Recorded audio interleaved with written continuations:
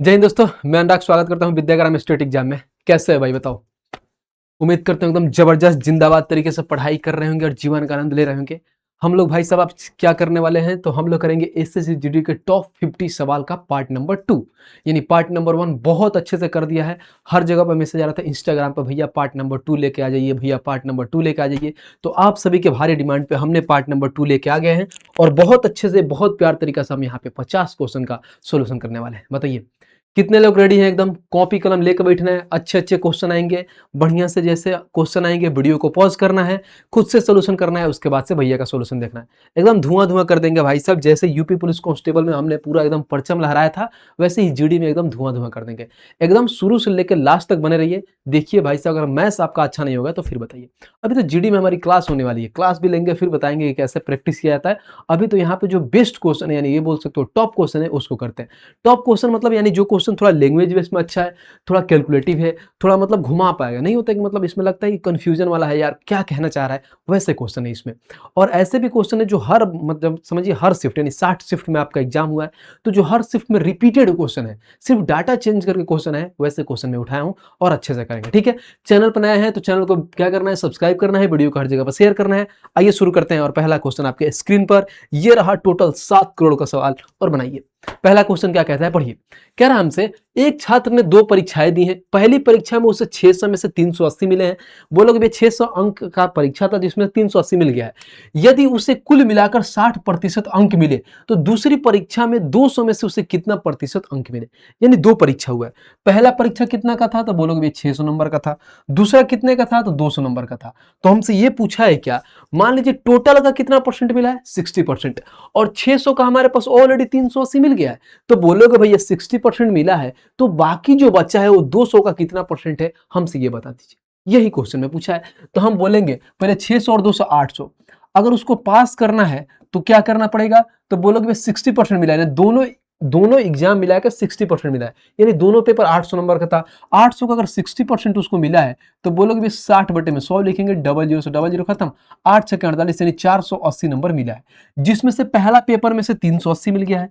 तो पहला पेपर में 380 मिल गया है, तो दूसरा पेपर में उसको कितना लाना पड़ेगा, तो बोलोगे 100 नंबर मिला है दूसरा का।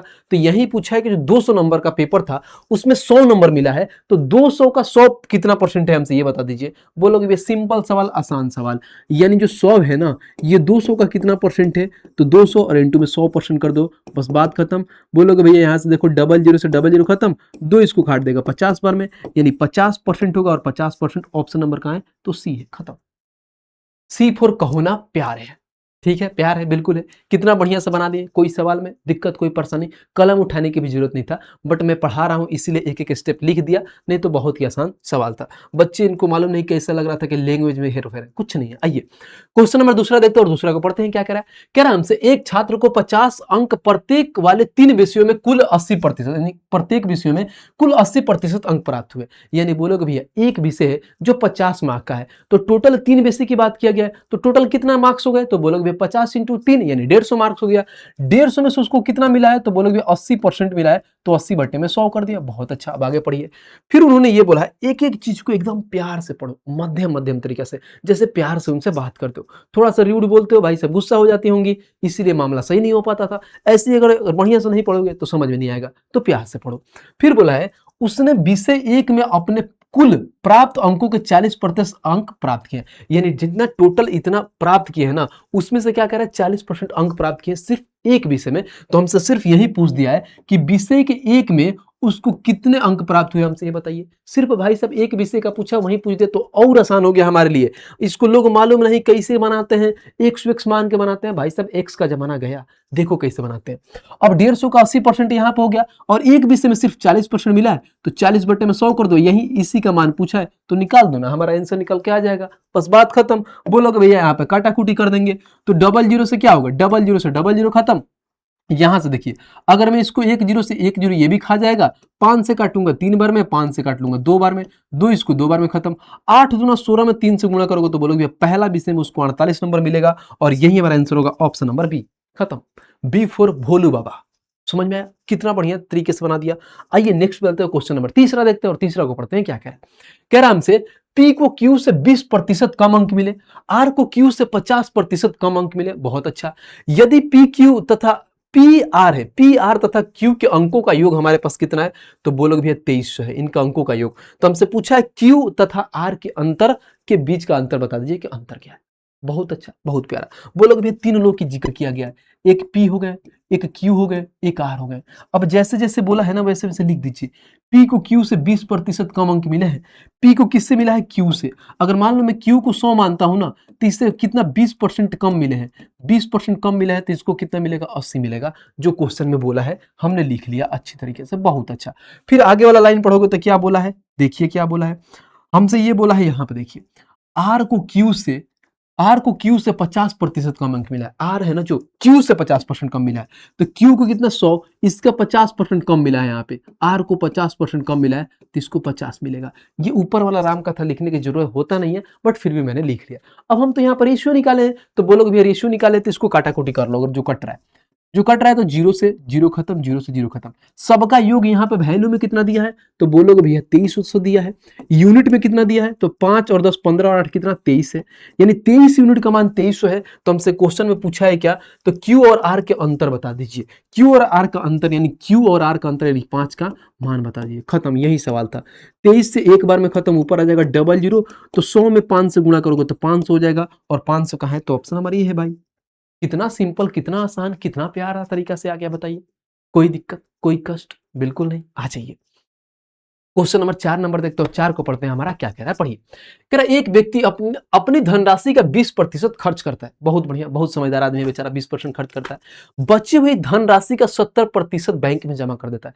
बहुत समझदार, हम लोग जैसा नहीं है कि जितना हमारे पास धनराशि आता है भाई साहब सब खर्च कर दो, बचा के क्या होगा। आज तक बचा के कुछ होता है भाई, कुछ नहीं होता है। तो ये 70% जमा करते हैं, बहुत समझदार है। फिर बोला है क्या, यदि अब उसके पास 1680 रुपए बचे, भाई साहब बैंक में जमा करने के बावजूद भी 1680 रुपए बचते हैं, तो शुरू में उसके पास कितनी धनराशि थी, बताइए। ऐसे सवाल आप नहीं किए हैं, बिल्कुल किए हैं। आप जब सीरीज मेथड पढ़ते हैं तो जानते हैं कि मान लीजिए होलसेलर वाला, कि मान लीजिए पहला कोई होलसेलर से वहां से सामान उठाया, फुटकर विक्रेता में इतना बेटा, विक्रेता ग्राहक को इतना में देता है, ये वाला कॉन्सेप्ट है ना, सेम वही सवाल है। तो बोलोगे भैया मैं मान लेता हूँ स्टार्टिंग में उसके पास जो 100 रुपये था, 100 रुपए का क्या 20% खर्च कर दिया, 20% का फ्रैक्शन वैल्यू 1/5, यानी उसके पास 5 रुपए था, एक खर्च कर दिया तो 4 रुपए बचा, बिल्कुल बचा। अब जब बचा है ना, इसका 70% तो बैंक में जमा कर देता है। तो बोलोगे 70% का फ्रैक्शन वैल्यू 7/10, यानी मान लीजिए 10 था, 7 को तो जमा कर दिया, अब बचेगा कितना 3, तो यहाँ पर 3 लिख दीजिए। 10 में से 7 जमा कर दिया, 3 बचा। और पैसा में कितना बचाया है भाई, तो बोलोगे भैया 1680 रुपये बचा लिया है। तो पैसा में 1680 रुपये बचा लिया है, हमने लिख लिया। अब यहां से कैलकुलेट करेंगे, एक्स का मान आएगा। बोलोगे भैया कैसे, देखो 4 3 12, डायरेक्ट काट लो, 12 एकम 12, अब 4 12 चौका 48, यानी ये 140। तो एक्स का मान आएगा 5 इंटू 10, 50 में हम गुणा कर देंगे 140 से। डायरेक्ट 50 में 100 गुणा से, क्या 50 में 140 से गुणा करो तो कुछ नहीं होता है, 7000 होता है। और 7000 कहाँ है, तो ऑप्शन नंबर ए होता है। खत्म। मजा आ रहा है भाई, मजा आ रहा है एकदम। आइए नेक्स्ट पे चलते हैं, अगला क्वेश्चन देखते हैं। क्वेश्चन नंबर 5 को देखिए क्या कह रहा है। कह रहा है वो कौन सी संख्या है जो 800 के 60% से 30% कम है। यानी कहने का मतलब है, सिर्फ घुमाया है भाई, एक्स वाला है, लोग एक्स वाला मानते हैं, आप एक्स वाले मत मानिएगा। कह रहा है कोई संख्या है जो 800 के 60% से 30% कम है, तो मैं मानता हूं। अब जो ये 800 का 60% पहले निकाल लीजिए, तो बोलोगे भैया 60/100। अब ये क्या है ना, जानते हो, बोला है 30% कम है, यानी जो भी संख्या होगी, मान लीजिए मैं एक्स ऐसे मान लेता हूं, संख्या हमारे पास 100 होगा। 100 में से जानते हो क्या, जो ये संख्या आ रही है ना, वो 30% कम है। तो बोलोगे ये जो संख्या है 30% कम, यानी 70% का मान है। बोलोगे ये 70% का मान है। मैं मानता हूं ये टोटल हमारा कितना है, बोलोगे ये 100 है, और कितना का मान है, तो 30% कम है, तो 100 में से 30% यानी 70 का मान है। यही सवाल में दिया था। अब बच्चा मालूम नहीं क्या लगा रहा था, एक्स मना रहा था, समझ में नहीं आया। यही सवाल था, इसको हम कैलकुलेट करेंगे, आंसर आएगा। बोलोगे भैया कैसे आएगा, देखो 00 से, और यहाँ पे 80 नहीं होगा, 800 होगा। मैंने यहाँ पे 80 लिखा है, ये 800 है, ठीक है, ये 800 हो गया। तो 00 से 00 खत्म, यहाँ पर 00 से 00 खत्म, तो 7 6 के 42 में 8 से गुणा कर लीजिए, 42 में 8 से गुणा करिए, 8 दूना 16, हाथ में एक, 8 चौके 32, और एक कितना होता है 33, 336 होगा। ऑप्शन नंबर ये हो गया, खत्म। एक लाइन का सवाल था, और देखो कितना प्यार तरीके से बना दिया, धुआं धुआं कर देंगे। अच्छा ये अभी तो जीडी में पार्टी शुरू हुई है, एग्जाम होने दीजिए, उसके बाद से हर जगह पर दिखेगा अनुराग भैया का मैथ्स। देखते रहो। पढ़ते हैं क्वेश्चन नंबर 6 पे, देखते हैं पढ़ते हैं क्या कह रहा है। कह रहा है जब किसी संख्या का 8% उसी संख्या का 10% में जुड़ा आता है। अब मान लीजिए हम ही है, जैसे मान लो कि हमारे पास ये समझिए मार्कर है, इसका 4% ये है, ये टोटल अपने आप का 100% होगा। 4% ये हुआ, इसके बोलोगे भैया इसका इधर से 6% लेते हैं, दोनों के एक साथ में जोड़ लेते हैं, तो क्या होगा, तब बोलोगे अपने आप का 10%, टोटल 100% था तो 10% टोटल हो गया। तो हमारे कहने का मतलब यही है, किसी संख्या का देखो, जब किसी संख्या का 8% और उसी संख्या का 10%, तो दोनों को आपस में ऐड करेंगे तो कितना हो जाएगा, बोलोगे भैया 18%। और सबका योग कितना दिया वैल्यू में, तो बोलोगे भैया 2664 दिया। तो उस संख्या का मान बता दीजिए, यानी 100% का मान बता दीजिए। दुनिया में कोई भी संख्या अपने आप का 100% होता है, समझ रहे हो। मैं भी हूं तो अपने आप का 100% हूं, मान लो मेरा ये हाथ नहीं रहता तो बोलोगे भैया आपका हाथ 5% खत्म, यानी 95% है। लेकिन ये अपने आप का 100%, तो कोई भी संख्या परसेंटेज में क्या लेते हैं, बोलोगे 100%। तो मैं मानता हूं जो यहाँ पे वैल्यू दिया है, डायरेक्ट 1 सेकंड में उड़ा दो ना, तो ये कितना दिया है, तो 2664 कितना का मान है, तो 8 और 10 यानी 18% का मान है। और हमसे किसका मान निकालना है, तो 100% का मान निकालना है। तो बात खत्म, ये 100% का मान निकाल लीजिए, यहां से कैलकुलेट करिएगा, आंसर निकल के आएगा। बोलोगे भैया परसेंट से परसेंट खत्म हो जाता है, इसलिए हम लोग नहीं लिखते। 18 का पढ़ा पढ़ लेते, 18 एकम 18, यहाँ पे 8 86, 18 चौका 72, 8 और 6 14, 144, 18 8 144। तो बोलोगे 148 ऊपर था, साइड में डबल जीरो चिपका दीजिए। कहाँ है भाई साहब, ऑप्शन नंबर ए हो जाएगा, खत्म। बताइए कितना मजेदार तरीके से बना रहा है, कोई दिक्कत कोई परेशानी बिल्कुल नहीं। आइए क्वेश्चन नंबर 7 नंबर देखते हैं, और 7 को पढ़ते हैं क्या कह रहा है। कह रहा है क्या, एक व्यक्ति एक वस्तु को 10% हानि पर बेचता है, बहुत अच्छा। फिर बोला है क्रय मूल्य तथा विक्रय मूल्य दोनों में 20% की कमी की जाती है। तो हमसे पूछा क्या है, तो नया हानि प्रतिशत क्या होगा, बिल्कुल भैया ऑप्शन नंबर बी 10% होगा। देखो भाई साहब, ये एक कॉन्सेप्ट होता है, बहुत ही सिंपल, बहुत ही आसान होता है। पहले स्टार्टिंग में आप कोई भी चीज लॉस पे या प्रॉफिट में बेचते हैं, मान लीजिए जितना परसेंट पे बेचते हैं, और सेम बोलते हैं कि मान लीजिए हम सीपी में भी उतना घटाते हैं, एसपी में भी उतना घटाते हैं, तो जो स्टार्टिंग में आप क्या कर रही है, प्रॉफिट या लॉस में बेचे हैं ना, उतना ही परसेंट आपका आंसर आ जाता है। बोलोगे भैया कैसे, आप तो ऐसे बता दिए, एक बार समझा दीजिए। तो देखो मैं समझाता हूं, ये हमारा क्या है सीपी, ये हमारा क्या है एसपी। अगर मैं मान लूं सीपी हमारा 100 है, अगर 10% कम में बेचा होगा तो 90% में क्या होगा, बिल्कुल। अब हमसे क्वेश्चन में बोला है क्या, कि जो यहाँ पे क्रय मूल्य ने इसमें भी 20% की कमी, और विक्रय मूल्य में भी 20% की कमी। तो जब क्रय मूल्य में 20% की कमी करूंगा तो कितना आ जाएगा, तो 20% की कमी करोगे तो 80 हो जाएगा। इसमें 20% की कमी करोगे तो कितना होगा, तो 90 का डायरेक्ट 80% निकाल दो तो 9 8 72 हो जाएगा। तो हमसे पूछा है नया हानि प्रतिशत क्या होगा, यानी अब ये हमारा नया सीपी हो गया, नया एसपी हो गया। बोलो भैया क्या हो गया हमारे पास, तो ये हमारा नया सीपी और ये हमारा नया एसपी। अब हमें नया क्या बताना है, हानि प्रतिशत। तो 80 की चीज 72 में जा रहा है, 8 का लॉस हो रहा है, कितने पे, तो 80 पे, इंटू में 100% कर देंगे तो आंसर नहीं निकल के आएगा। बोलोगे बिल्कुल, ये कट जाएगा 10 बार में, 10 इसको काट देगा कि नहीं 10 बार में, तो बोलोगे 10% होगा, और 10% ऑप्शन नंबर बी होगा। तो ये डायरेक्ट कॉन्सेप्ट होता है, 1 सेकंड में उड़ा दोगे। एक एग्जांपल देकर समझा देता हूं। मैं मानता हूं, देखो अगर हमारे पास क्या हो रहा है, बोलोगे 30% का लॉस हो रहा है। मैं बोलता हूं किसी संख्या में 30% का लॉस होता है, तो क्या बोलोगे, बोलोगे सीपी हो गया, एसपी हो गया। 100 की चीज है, अगर 30 की लॉस हो रहा है तो 70 में जाएगा। और मैं यहां पे बोल देता हूं कि दोनों में क्या हो रहा है, 40% की कमी, यानी सीपी में भी मैं क्या कर रहा हूं, 40% की कमी कर रहा हूं। और उसके बाद से हमसे एसपी में भी पूछता हूं, इसमें एसपी में भी हम क्या करता हूं, तो 40% की कमी करता हूं। तो हमसे बता दीजिए ओवरऑल जो निकल के आएगा, बोलोगे भैया ओवरऑल हमारे पास जो लॉस का परसेंट निकल के आएगा, कितना परसेंट आएगा ये बता दीजिए, लॉस का परसेंट। तो समझदार आदमी देखेगा, बोलोगे सीपी में भी 40%, एसपी में भी 40%। तो जो स्टार्टिंग में हमारे पास क्या था, लॉस था 30% का, तो डायरेक्ट आंसर क्या बता दोगे, बोलोगे भैया 30%, बस बात खत्म, इतना ही था। लेकिन फिर भी बोलोगे भैया नहीं, आप बना के हमसे वेरीफाई कराओ तभी हम मानेंगे, नहीं तो ऐसे थोड़ी मानेंगे। लीजिए हम वेरीफाई कर लेते हैं। अब देखिए इसमें कितना परसेंट की कमी, तो 40% कमी, तो 100 में 40% कमी यानी 60 में जाएगा। इसमें 40% कमी यानी बोलोगे 60, तो 7 6 42 में जाएगा। तो क्या कहोगे, हम ये कहेंगे कि 60 का चीज 42 में जा रहा है, कितने की कमी हो रहा है, 18 की कमी हो रहा है, कितने पे, 60 पे, इंटू में 100% कर दीजिए ना बाबू, बस बात खत्म। यहां से 6 से काटिए 3 बार में, 6 से काटिएगा बोलोगे भैया 10 बार में, इसको कट जाएगा 10 से कितना 10, तो बोलोगे हमारे पास कितना 30% की क्या होगा, लॉस होगा। और देखो स्टार्टिंग में भी 30%, ऑप्शन में भी 30%, काम खंडास। आ रहा है मजा, बताइए मजा आ रहा है तो वीडियो को लाइक करना है, ये नहीं कि चुपचाप बैठे हैं। आइए क्वेश्चन नंबर 8 पे आ गए हैं, बहुत प्यार तरीके से जाना है 50 तक, बीच में कोई छोड़ के भाग नहीं सकता। पढ़िए, कह रहा है 10 वस्तुओं का क्रय मूल्य 182 रुपए है, बहुत अच्छा। आगे पढ़िए, 12 वस्तुओं का विक्रय मूल्य 182 रुपए है। एक वस्तु पर हुए लाभ या हानि का मान एक वस्तु के क्रय मूल्य का अनुपात बताइए। रेशियो पूछा, रेशियो कोई बात नहीं। फिर बोला सभी वस्तुओं का क्रय मूल्य और विक्रय मूल्य समान है, ये फालतू का दिया है, इस पे हमें ध्यान नहीं देना है। अब देखिए कैसे उड़ाते हैं। हम जानते हैं क्या कि एक चीज पढ़ते हैं क्या हमेशा, भाई साहब जानते हैं ना बाप बड़ा ना भैया, सबसे बड़ा क्या रुपया। तो इधर क्या लिखते हैं, तो इधर होता है प्राइस, इधर क्या होता है आर्टिकल। हमेशा ध्यान रखना आर्टिकल को बराबर करते हैं। प्राइस कितना है, तो 182 रुपए में आप क्या करते हैं, तो 10 आर्टिकल खरीदते हैं, यानी आपका सीपी कितना होगा, ये होगा हमारे पास। एसपी की अगर बात करें हम, तो सेम देखिए एसपी में क्या कह रहे हैं, तो एसपी में देखिए यहाँ पे क्या बोला गया। एसपी में कह रहा है 12 वस्तुएं का विक्रय मूल्य 182 रुपए है। 12 वस्तु जब बेच रहे हैं ना, कितना में बेच रहे हैं, तो 182 रुपए में। सेम यहाँ पे 182 रुपए में 12 क्या कर रहे हैं, बेच रहे हैं। इसको इसलिए हम बराबर करते हैं कि बोलेंगे भैया मान लीजिए हम 10 खरीदे 12 कैसे बेच दिए, तो बराबर करो ना भाई साहब, जितना खरीदोगे उतना बेचोगे। बिल्कुल, तो बराबर कैसे करेंगे, तो इनका एलसीएम ले लेते हैं। एलसीएम लोगे तो हम जानते हैं कितना एलसीएम आएगा, तो 10 और 12 का एलसीएम 60। तो 60 बनाने के लिए ऊपर 6 से गुणा, इसको भाई साहब 5 से गुणा। जब इधर 6 से गुणा किए तो इधर भी 6 से गुणा, इधर 5 से गुणा किए तो इधर भी 5 से गुणा। तो अब बोलोगे भैया 30 आर्टिकल यहां भी हो गया, सॉरी 60 आर्टिकल यहां, 60 आर्टिकल लेना, यानी 60 आर्टिकल खरीदे 60 आर्टिकल बेचे, बहुत अच्छा। अब यहां से सीपी का मान निकाल लीजिए, टोटल कितना होगा। तो इसको थोड़ी देर के लिए मैं इधर मिटाता हूं ताकि लिखने के लिए स्पेस बन जाए। 6 दूना 12 हाथ में एक, 18 छक्के 108 और कितना हो गया, एक 109 हो गया। यहाँ पे देखिए 5 दूना 10 हाथ में एक, 18 5 90 91, यानी 910 हो गया। ये हमारा सीपी हो गया, ये हमारा एसपी हो गया। अब बोलोगे भैया यहाँ पर क्या बोला है हमसे एग्जामिनर, कह रहा है क्या, एक वस्तु पर हुआ लाभ और हानि का मान और एक वस्तु का क्रय मूल्य का अनुपात क्या होगा। एक वस्तु का क्रय मूल्य का अनुपात, तो यहाँ पर हम पहले देखते हैं क्या हो रहा है। 1092 की चीज थी, क्या थी बोलोगे भैया, हमारे पास 1092 की चीज थी।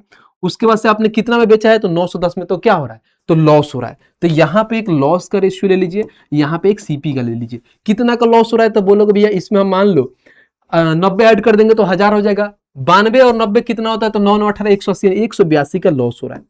अब बट्टे इसका कितना हुआ, सीपी सीपी कितना है, तो बोलोगे 1092, तो 1092। देखो अगर रेशियो में बोला ना तो डायरेक्ट यहां पर निकाल लोगे, लेकिन बोलोगे भैया ये तो ओवरऑल निकाले हो ना, हमसे तो एग्जामिनर बोला है कि एक का बता दीजिए, एक का लॉस परसेंट, एक का हमारे पास क्या लॉस और एक का हमारे पास सीपी।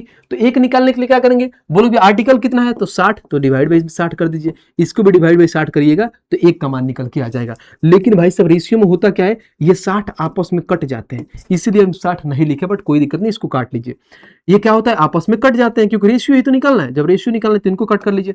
अभी आपने देखा कि 182 का 6 गुना कितना होता है, 1092, तो ये कट नहीं जाएगा, बोलोगे 1:6 नहीं आएगा, और यही हमारा आंसर नहीं हो जाएगा। कहाँ है, तो ऑप्शन नंबर बी। देखा, बढ़िया बढ़िया क्वेश्चन है, कितना अच्छे तरीके से हम लोग सोल्यूशन कर रहे हैं। कोई दिक्कत कोई परेशानी बिल्कुल नहीं, आगे बढ़े।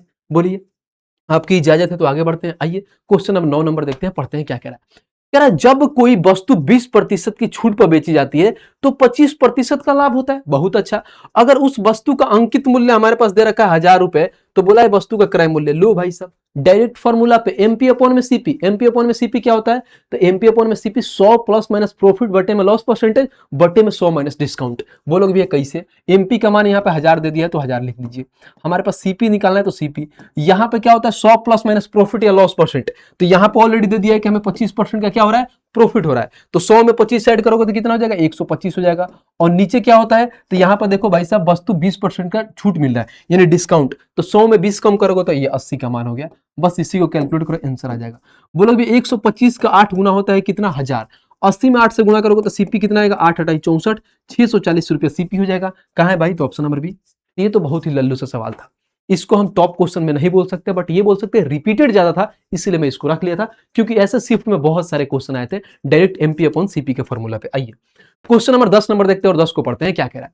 कह रहा है एक कॉलेज में लड़कों तथा लड़कियों का रेशियो का हमें दे रखा है, अनुपात दे रखा है 3:2। बहुत अच्छा। अगर 3 लड़के कॉलेज छोड़ देते हैं तथा 3 और लड़कियां कॉलेज में शामिल हो जाती है, यानी कॉलेज समझ रहे, कॉलेज में शामिल हो जाती है, तो उनका अनुपात 2:3 हो जाता है। तो कॉलेज में लड़के का प्रारंभिक संख्या क्या हो गया, यानी 3, 3 का मल्टीपल, 3 का मल्टीपल। बोलोगे भैया हमारे पास 3 ऑप्शन है, 10 तो नहीं हो सकता, बाकी 3 ऑप्शन आ गया तो हम बेसिक से बना लेंगे। शॉर्ट ट्रिक भी बताएंगे, ध्यान रखना। अगर मैं बात करूं तो यहाँ पे जो हमारे पास बॉयज कितना है, तो 3x मान लेता हूँ, रेशियो में दिया है, और गर्ल्स को 2x मान लेता हूँ, रेशियो में दिया। तो जो हमारे पास बॉयज है ना 3x हो गया और बट्टे में 2x हो गया।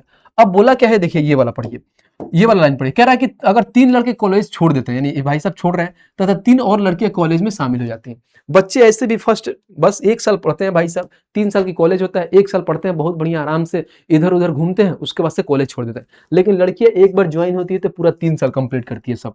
यहाँ पर क्या होता है, तो बोलोगे भी हम यहाँ पर छोड़ रहे हैं 3 लोग, और यहाँ पे 3 लोग एड ऑन हो जा रही हैं, जिसकी वजह से रेशियो कितना हो रहा है, तो 2:3 हो जाता है।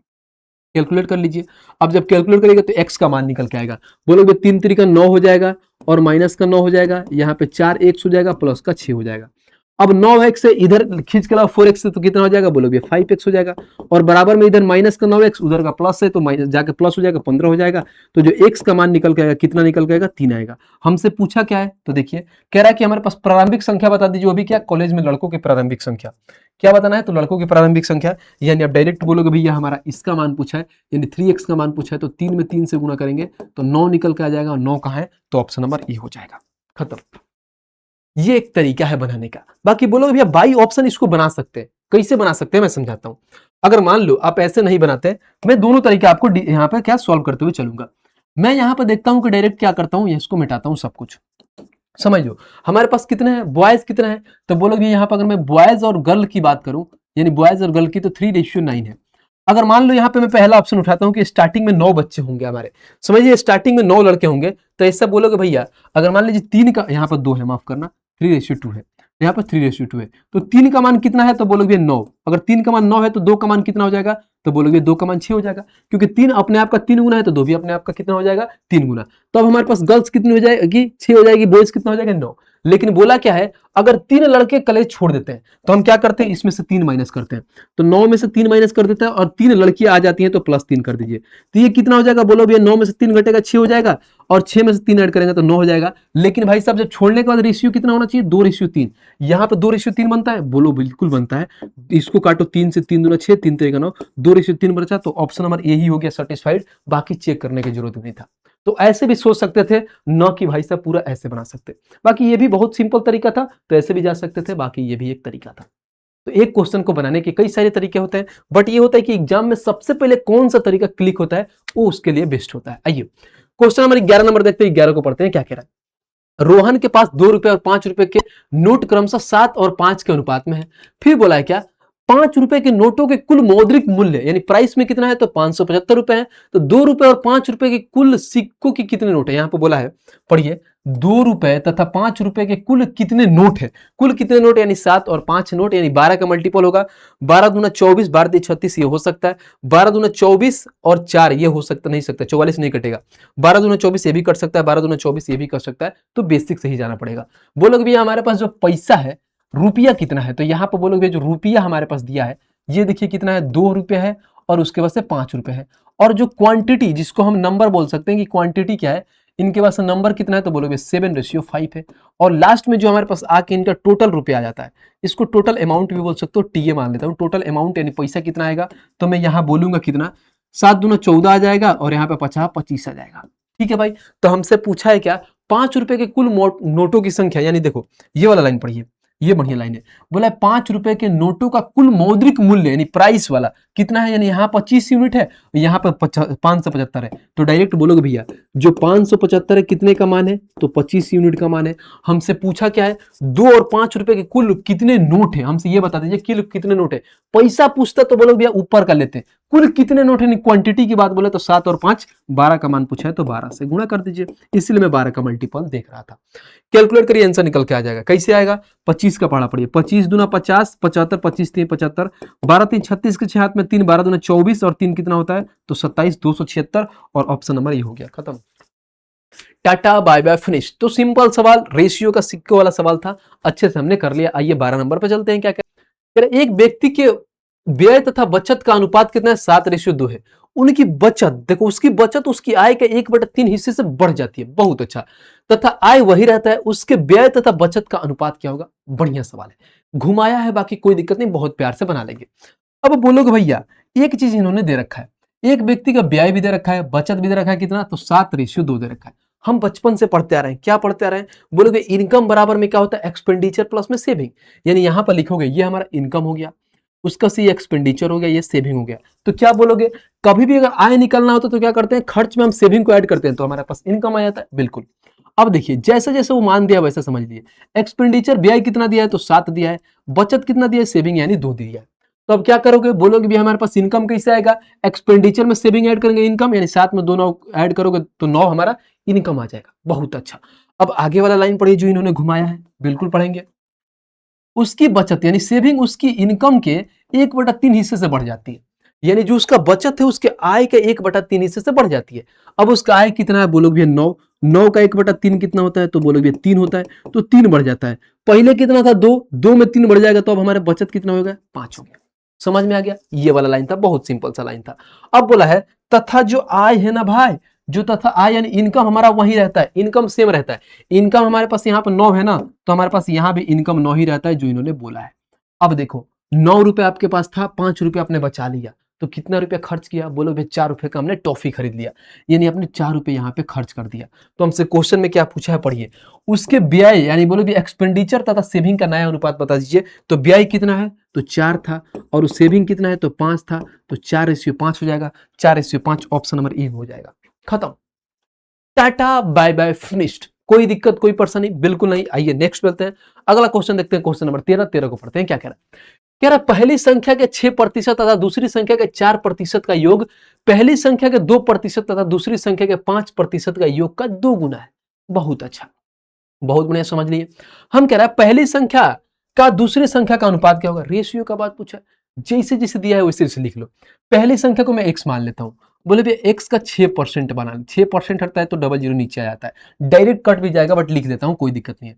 तथा दूसरी संख्या का 4%, देखो पहली संख्या का 6% तथा दूसरी संख्या का 4% का योग, दूसरी संख्या का 4% का योग, तो इसको हम कर लेते हैं प्लस, दूसरी संख्या को y ले लेता हूं, इसका जो 4% का योग है ना, सम, वो बराबर है, आगे वाला लाइन पढ़िए, आगे वाला में क्या बोला है, पहली संख्या का 2% तथा दूसरी संख्या के 5% का योग का 2 गुना है, 5% का योग का 2 गुना है, पढ़िए।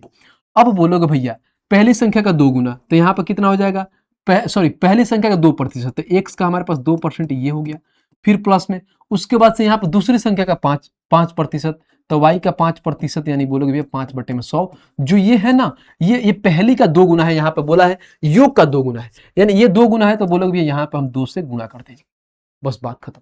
इतना ही करना था कि इसको हमें बराबर कर देना था। बोलोगे भैया ऐसा नहीं कर सकते हो कि इसको हम छोटा कर सकते हैं, बिल्कुल, अगर इसको छोटा करना हो तो कर सकते हैं कि नहीं, आ जाइए यहाँ पे करके देखते हैं।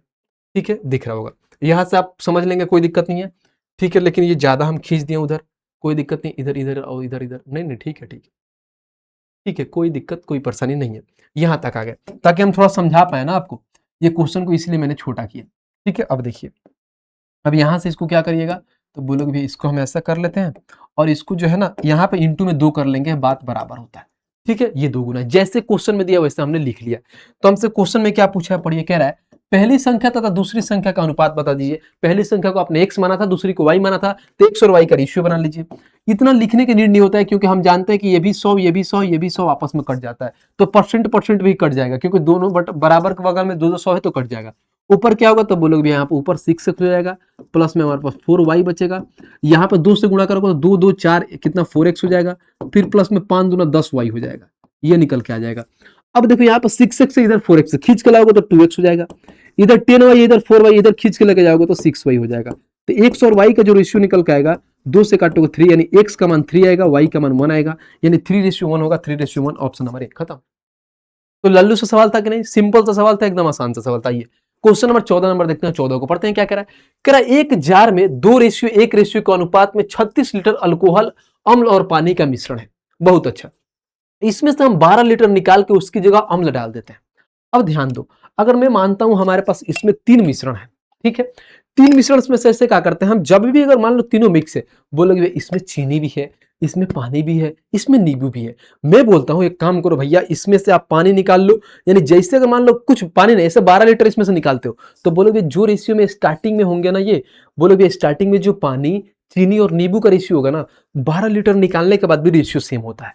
बोलोगे बिल्कुल सेम होता है, तो हम जानते हैं कि हमारे पास स्टार्टिंग में रेशियो ये है।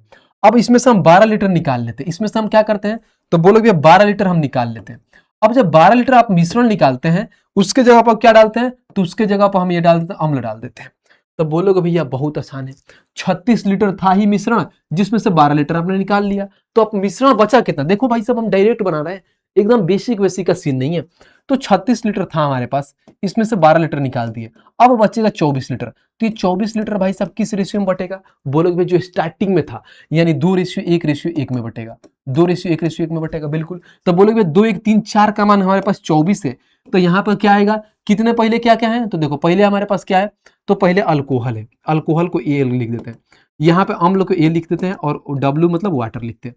तो हमारे पास अल्कोहल 2 यूनिट है, 4 यूनिट का मान कितना है, 24 है, तो उसको बोलो 1 यूनिट का मान 6, तो 6 दूना 12 यहाँ पे हो जाएगा, ये 6 हो जाएगा, ये 6 हो जाएगा। कब होगा, जब आप 12 लीटर मिश्रण निकालने के बाद ही आया। लेकिन ध्यान देना 12 लीटर आप क्या मिला रहे हो, तो बोलोगे इसमें 12 लीटर निकाल के इसके जगह पर अम्ल डाल देते हैं, तो 12 लीटर आप अम्ल डाल देते हैं, यानी इसमें 12 लीटर अम्ल भी डाले हो, तो अब आपका रेशियो क्या आएगा, तो बोलोगे ये तो सेम है 12 आएगा, ये 12 6 18 हो जाएगा, ये 6 हो जाएगा। अब इसको कैलकुलेट करो, जैसे कैलकुलेट करो, 6 से काट लो 2 बार में, 6 से काट लो 3 बार में, 6 से काटो 1 बार में, तो आंसर निकल गया 2:3:1, 2:3:1, ऑप्शन नंबर बी। लोग अलग अलग तरीका से बनाते हैं, लेकिन देखो मैंने डायरेक्ट बना लिया। लोग जानते हो क्या करते हैं, पहले भाई साहब क्या करते हैं, 36 को क्या करते हैं, इस रेशियो में बांटते हैं, जो रेशियो आता है उसमें से वो 12 लीटर निकालते हैं, फिर 24 को आपस में बांटते हैं, फिर ऐसा करते हैं। क्यों करना भाई साहब, इतना तामझाम क्यों करना, जब इतना इजी वे में आता है तो इतना तामझाम नहीं करना होता। आइए क्वेश्चन नंबर 15 देखते हैं और 15 को पढ़ते हैं, क्या कह रहा है। कह रहा दूध और पानी का अनुपात 3:1 और 5:3 वाले दो मिश्रणों को किस अनुपात में मिलाया जाना चाहिए ताकि दूध और पानी का अनुपात 4:2 हो जाए। ये तो बहुत आसान है, इसमें किसी एक को पकड़ लो, या तो आप मिल्क के सहारे चल जाओ, नहीं तो वाटर के सहारे आ जाओ। कैसे, यहाँ पे भाई साहब क्या लगा दो, एलिगेशन लगा दो। मैं मानता हूं दूध और पानी का रेशियो कितना है, 3:1 है, तो अगर मान लो अगर सिर्फ दूध की बात करें तो दूध 3 है कितने में, तो 3 और 1 4 है, टोटल 4 में दूध हमारे पास 3 है। यहाँ पे दूसरा में क्या होगा, बोलोगे भैया अगर दूध 5 है तो टोटल में कितने में 5 है, तो 5 3 8, 8 में से 5 है। ओवरऑल कितना हो रहा है, तो बोलोगे दूध 4 है, टोटल में कितना, तो दोनों को ऐड कर दो, तो बोलोगे 4 है हमारे पास 6 में, यानी 6 दूध में से भाई साहब कितना, सॉरी टोटल 6 जिसमें से दूध 4 है। अब इसको कैलकुलेट करो, या तो आप कैलकुलेट कैसे कर सकते हो, कट भी सकता है, तो बोलोगे ये हमारे पास 2/3 होता है। अब एलसीएम ले लो, 4 8 3 कैल्शियम, तो बोलोगे 8 3 के 24, तो इधर भी 24 से गुणा, इधर भी 24 से गुणा और इधर भी 24 से गुणा, बस एक लाइन अब लिख लो, आंसर निकल के आ जाएगा। कैसे आएगा देखो, 4 6 के 24, तो 6 3 18 यहाँ पर निकल के आ गया, यहाँ पे 8 3 के 24, तो 5 3 15 ये निकल के आ जाएगा, 3 से काटो 3 8 24, तो 8 2 16 ये निकल के आ जाएगा। अब क्या करते हैं, तो बोलो भैया बड़ी यूनिट में से छोटी यूनिट माइनस करते हैं, तो बड़ी यूनिट में से छोटी यूनिट माइनस करो, तो देखो 18 में से 16 माइनस करोगे 2 आएगा, 16 में से 15 माइनस करोगे तो 1 आएगा। यही तो रेशियो पूछा था, 1:2 कहाँ है, तो ऑप्शन नंबर ए खत्म। तो एकदम लल्लू सा सवाल था, कोई सवाल में दम था, बिल्कुल नहीं। उम्मीद करता हूं सभी लोगों को समझ में आया होगा। आइए क्वेश्चन नंबर 16 नंबर देखते हैं, 16 को पढ़ते हैं, क्या कह रहा है। कह रहा ये प्रयोगशाला की बोतल में 70% सांद्रता वाला में 60 मिलियन लवणीय विलयन है। ठीक है भाई साहब, बोलोगे भैया यहाँ पे अगर मैं देखूं तो हमारे पास कितना है, 60 ml लवणीय हमारे पास क्या है, विलयन है, बहुत अच्छा। फिर 12 मिलियन हमारे पास निकाल के उसके जगह पर 12 मिलियन शुद्ध डाला जाता है। फिर उसके बाद से परिणामी विलयन में से 15 मिलियन देखो ml निकाल कर उसके जगह पर 15 ml शुद्ध जल डाला जाता है, तो बोतल में जो शेष लवणीय विलयन बनता है हमारे पास जितना है, उसके बाद से अगर देखो तो हमारे पास अंतिम सांद्रता का परसेंट बता दीजिए क्या होगा। बहुत ही आसान सवाल है, सिर्फ घुमाया है, इतना लैंग्वेज कुछ होता नहीं है। आप वो सवाल पढ़े हो, बोलोगे भैया अगर मान लो कोई हमारे पास सॉल्यूशन होता है जिसमें बोलते हैं 50 लीटर था, उसमें से हम 10 लीटर निकाल के उसके जगह पर 10 लीटर पानी भर दिए, यही प्रक्रिया हम 3 बार दोहराते हैं, यही प्रक्रिया हम 3 बार दोहराते हैं, तो बोलोगे स्टार्टिंग में जो हमारे पास था मिलियन, उसमें से बता दीजिए दूध कितना बचेगा लास्ट में, 3 बार प्रक्रिया निभाने के बाद। सेम यही इसमें 2 बार निकाला है, लेकिन इसको भाई साहब घुमाया है कैसे, समझो। स्टार्टिंग में मानता हूं 100% होगा, जिसमें 70% ये है, यानी 70 हमारा पास ये है। इसमें से होता क्या है, बोलोगे 60 ml था ना, उसमें से हम 12 ml निकाल लेते हैं, तो कितना आप ऐसे फ्रैक्शन में निकालोगे तो कितना होगा, तो बोलोगे 60 था, 12 निकालोगे तो कितना होगा, तो बोलोगे 1/5, तो 5 में से 1 निकाल दिए तो बचेगा कितना, तो बोलोगे 4/5।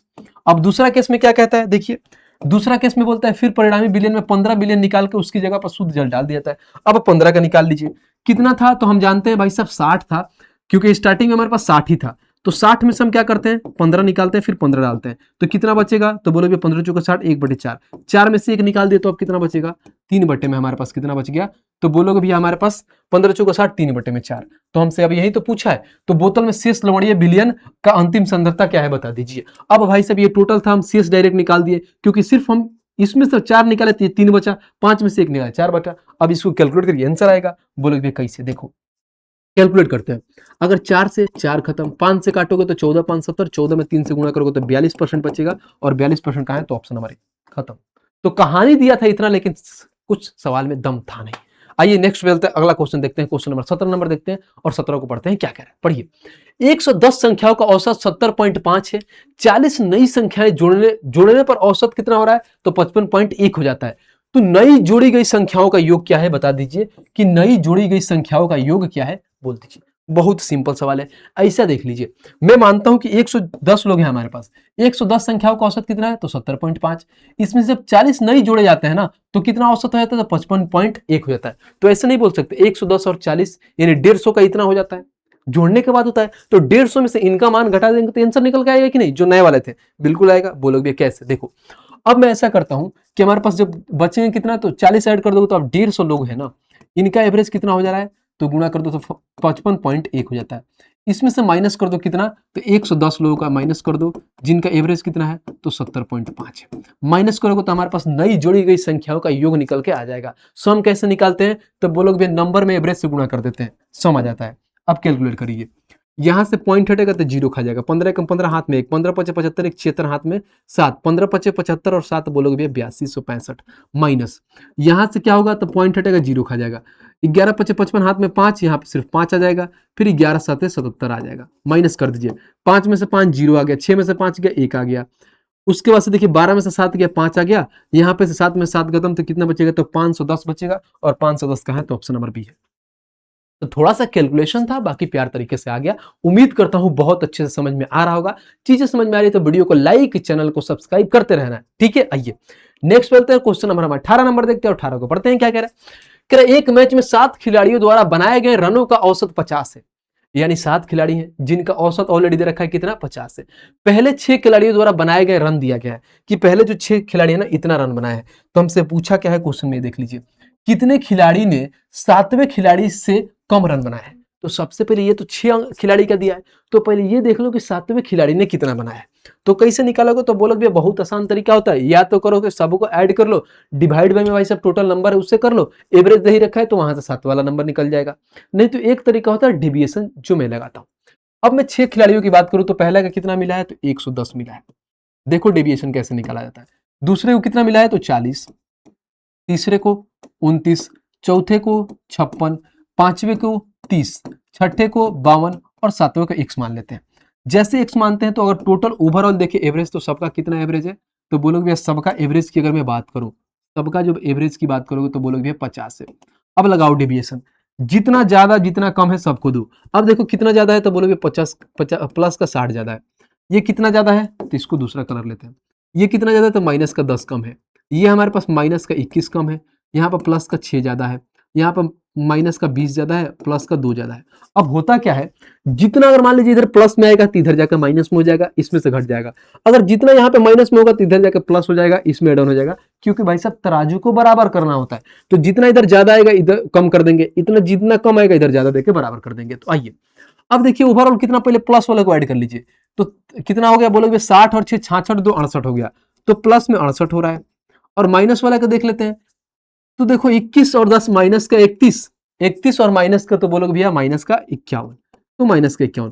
तो प्लस में कितना ज्यादा हो रहा है, तो बोलोगे भैया 9 और 8 17, तो प्लस का 17 ज्यादा हो रहा है। जैसे प्लस का 17 ज्यादा हो रहा है तो इधर माइनस का 17 ज्यादा हो जाएगा। तो जो एक्स का मान निकल के आएगा ना, एक्स का मान क्या होगा, तो भाई सब टोटल एवरेज में से 17 घटा दो, तो 50 में से 17 घटाओगे तो हम जानते हैं कि 33 निकल के आएगा। तो जो 7वां वाला प्लेयर होगा उस 33 रन बनाया है। समझ में आ गया कि 7वें प्लेयर ने कितना रन बनाया है, तो 33 रन बनाया है। तो हमसे क्वेश्चन में ये बोला है कितने खिलाड़ियों ने 7वें खिलाड़ी से कम रन बनाए। अब देखो कितने ऐसे खिलाड़ी हैं जो 33 रन से कम बनाए।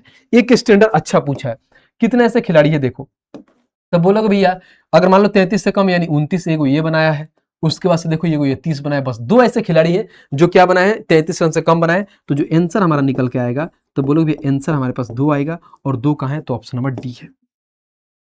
बताओ बाबू बताओ, मजा आ रहा है, देख रहे हो क्वेश्चन का लेवल, अच्छा क्वेश्चन है, बस थोड़ा बहुत घुमाया है। अगर आपका बेसिक स्ट्रांग है ना, कितना भी घुमा ले कोई फर्क नहीं पड़ता। आइए क्वेश्चन नंबर 19 नंबर देखते हैं, 19 को पढ़ते हैं क्या कह रहा है। कह रहा 20 लड़कों द्वारा प्राप्त औसत अंक 44 है, प्रत्येक लड़के द्वारा प्राप्त अंकों का मान भिन्न है। भिन्न मतलब समझते हो, अलग अलग, डिफरेंट है। यदि प्राप्त किए गए अधिकतम अंक तथा न्यूनतम अंक को हटा दिया जाए, तो बोला है तो औसत 4 से घट जाती है। तो प्राप्त किए गए अधिकतम तथा न्यूनतम का औसत बताइए क्या होगा। ये तो दिया है एकदम बढ़िया। बच्चों को लगा ऐसा क्या पूछ दिया, बहुत सिंपल है। इसको मैं बेसिक से बना देता हूँ, बाकी ऐसे स्मार्ट अप्रोच भी बताऊंगा कि एकदम सेकंड में उड़ा दोगे। बोलोगे भैया यहाँ पे कितना है, तो हम जानते हैं कि 20 लड़के हैं जिनका औसत 44 दिया है। तो जब एवरेज भी दिया है, नंबर भी दिया है, तो सम निकाल दो। तो 20 लड़कों का सम कितना हुआ, तो बोलोगे 20 इंटू में 44 कर दो, तो सम निकल के आ जाएगा 44 दूना 88, 880 सम निकल के आ गया। अब हमसे बोला है क्या, आगे वाला लाइन पढ़िए। यदि प्राप्त किए गए अधिकतम अंक तथा न्यूनतम अंक को हटा दिया जाए, यानी मान लीजिए दो ऐसा अंक उनको हटा लिया जाए तो औसत 4 से घट जाती है। 4 घट जाती है तो यहां पर बोलोगे भैया, अगर मान लो हमारे पास टोटल 20 लड़के थे, जिसमें से 2 लोगों को हटा दे रहे हैं, जो न्यूनतम और मैक्सिमम यानी मिनिमम और मैक्सिमम वाले थे उनको हटाए थे, अब 18 बचते हैं, जिसके 44 से औसत हमारा 4 कम होगा, अब कितना हो जा रहा है, 40 हो रहा है, तो अब कितना हो जाएगा, तो 18 चौका 72 यानी 720 हो जाएगा। अब हमारा जो सम निकल के आ गया कितना, तो 720 निकल के आ गया। अब हमसे यही तो पूछा है कि बोला है कि प्राप्त किए गए अधिकतम तथा न्यूनतम अंकों का औसत बता दीजिए। तो यहाँ पे 2 लोगों का सम कितना आएगा, तो घटा दीजिए।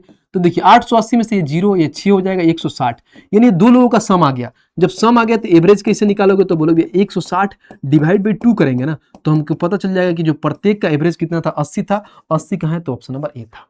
तो बोलोगे भैया भाई साहब न्यूनतम और मैक्सिमम के कितना था, एवरेज निकल के कितना आ गया, तो 80 निकल के आ गया, यानी इनका एवरेज आ गया। एक तो ये तरीका था आपने लिख के बनाया, एक होता है भाई साहब दिमाग से बनाना, सोचना। ऐसे लिखने उखने का काम नहीं होता है। बोलोगे भैया कैसे बताओ, देखो मैं समझाता हूं। अगर मैं मानता हूं क्या, जैसे मान लीजिए 2 लोग गए हैं, तो सीधी सी बात है कि प्रत्येक का औसत कितना है, तो बोलोगे भैया 44 है। यानी अगर मान लीजिए 20 लोग लड़के हैं, तो हर किसी के पास 44 नंबर हो, माने 44 अंक होगा। ध्यान रखना, जितने सारे 20 लड़के उसमें से 44 मार्क्स होगा, उसमें से 2 लोग चले गए, तो जो 44 लेके जाएंगे, बोलोगे भैया बिल्कुल लेके जाएंगे। तो जो 2 लोग जाए हैं 44 वो लेके गए हैं, कि बोलोगे भैया नहीं मैं अपना अपना एवरेज में लेके जाता हूं, ये तो 44 लेके गए हैं। अब जैसे गए हैं ना, तो उसके साथ होता क्या है कि जो औसत है ना 4 घट जाती है। अब 4 घट जाती है ना, तो अब बोलोगे भैया 20 थे तो औसत 44 था, 2 लोग गए तो 18 हो गए, तो औसत हमारा 44 से 4 यानी 40 हो गया। यानी बोलोगे भैया, अब जानते हो क्या होता है कि 4 कम हो गया है कितने लोगों पे, तो जो 18 लोग थे ना उस पे 4 कम हो गया, यानी सभी लोगों के एवरेज में 4 की कमी हो गया। तो कहीं ना कहीं ये 44 किलो से ज्यादा होंगे, तभी तो भाई साहब एवरेज कम होगा। बोलोगे बिल्कुल कितना कम होगा, तो 18 लोगों में भाई साहब 4 का एवरेज की कमी हो जाएगा, यानी 72 किलो और एक्स्ट्रा लेके गए हैं। इतना तो लेके गए हैं, साथ साथ में 72 किलो और एक्स्ट्रा ले गए हैं, जिसके वजह से भाई साहब सबका एवरेज 4 से घट गया है। अब बोला है ये दोनों लोगों का जो सम आ गया है ना, इनका एवरेज निकाल दीजिए, तो ऐड कर दीजिए। 4 4 8 10 किलो हाथ में एक, 6 7 4 11 और 4 15 116, 160 डिवाइड बाई में 2 करिएगा ना, तो बोलोगे 80 निकल के आ जाएगा एवरेज। और कहाँ है, तो ऑप्शन नंबर ए। बताओ समझ में आया, बुझाता कोनो दिक्कत परेशानी बा, बुझाई ला कि ना, बताओ वालों। अगर बुझाता तो वीडियो को लाइक करना है, चैनल को सब्सक्राइब करना है। समझ रहे हो भाई, एक क्वेश्चन को बनाने के कई तरीके होते हैं। मैं चाहता तो डायरेक्ट यहाँ से उड़ा के पढ़ जाता, लेकिन मेरे को समझाना है, इसीलिए मैं एक एक चीज को तोड़ के बताता हूँ कि देखो बाबू पहले ये बेसिक है इसका कि ऐसे किया जाता है, लेकिन एग्जाम में ऐसे सोचा जाता है कि ऐसे भी हो सकता है, ताकि लिखने की जरूरत ना हो। समझ रहे हो भाई, आएगा मजा, देखते रहो। अभी अभी तो पार्टी शुरू हुई है, लंबा चलेगा, ये पूरा फिल्म है। देखिए 20 नंबर को पढ़ते हैं, क्या कह रहा है देखिए, कह रहा है ए बी तथा सी अकेले कार्य करने कार के एक कार्य को 14 दिन, 21 दिन और 42 दिन में पूरा करते हैं। बहुत अच्छा। ए बी सी मिलकर उसी कार्य का 100/7%, 100/7%, ध्यान रखना, एक एक वर्ड को ध्यान रखना, थोड़ा सा भी इधर उधर करोगे दिक्कत हो जाएगा। कितने दिनों में पूरा कर सकते हैं, हम ये बता दीजिए। बोलो भाई 3 लोगों की बात किया गया है, टाइम एंड वर्क का सवाल है। ए हो गया हमारे पास, बी हो गया, यहाँ पे सी हो गया। तो बोलोगे ये अगर देखें 44 दिन कितना, 14 दिन में, 21 दिन में, ये 42 दिन में, एलसीएम ले लीजिए ना भाई। तो बोलोगे भैया एलसीएम क्या होता है, तो हम जानते हैं कि 21 और 42 का लेंगे तो 42 होगा, 14 का भी 42 हो जाएगा, तो एलसीएम तो 42 ही आ जाएगा। तो 14 का 3 गुना, 21 का 2 गुना, 42 का 1 गुना, एलसीएम निकल के आ गया। जब यहां तक आए हो ना, तो आगे वाला लाइन पढ़ो। बोला है कि ए बी सी मिलकर उसी कार्य का 100/7% कितने दिन में कर सकते हैं। टोटल कार्य कितना था, तो बोलोगे भैया हमारे पास टोटल कार्य की बात करें तो 42 था। अब जब ये 42 था ना, इसका हमसे पूछा है 100/7% पूछा है। तो 100/7% का मतलब क्या, तो 100 और बट्टे में 7 है ना, परसेंट हटता है तो डबल जीरो आता है। यही बच्चे गलती कर देते हैं, उनको लगता है भाई साहब 100/7 ही तो पूछा है। यानी इस काम का 100/7% पूछा, यानी 100/7 यानी 100/700 होगा। ध्यान रखना कितने दिन में करेंगे तीनों लोग मिलके। तो पहले देख लेते हैं काम कितना है हमारे पास। 00 से 00 खत्म, 7 से काटोगे तो 7 6 42। तो जो 6 यूनिट काम है ना, ये तीनों लोग मिलके कितने दिन में करेंगे ये बता दीजिए।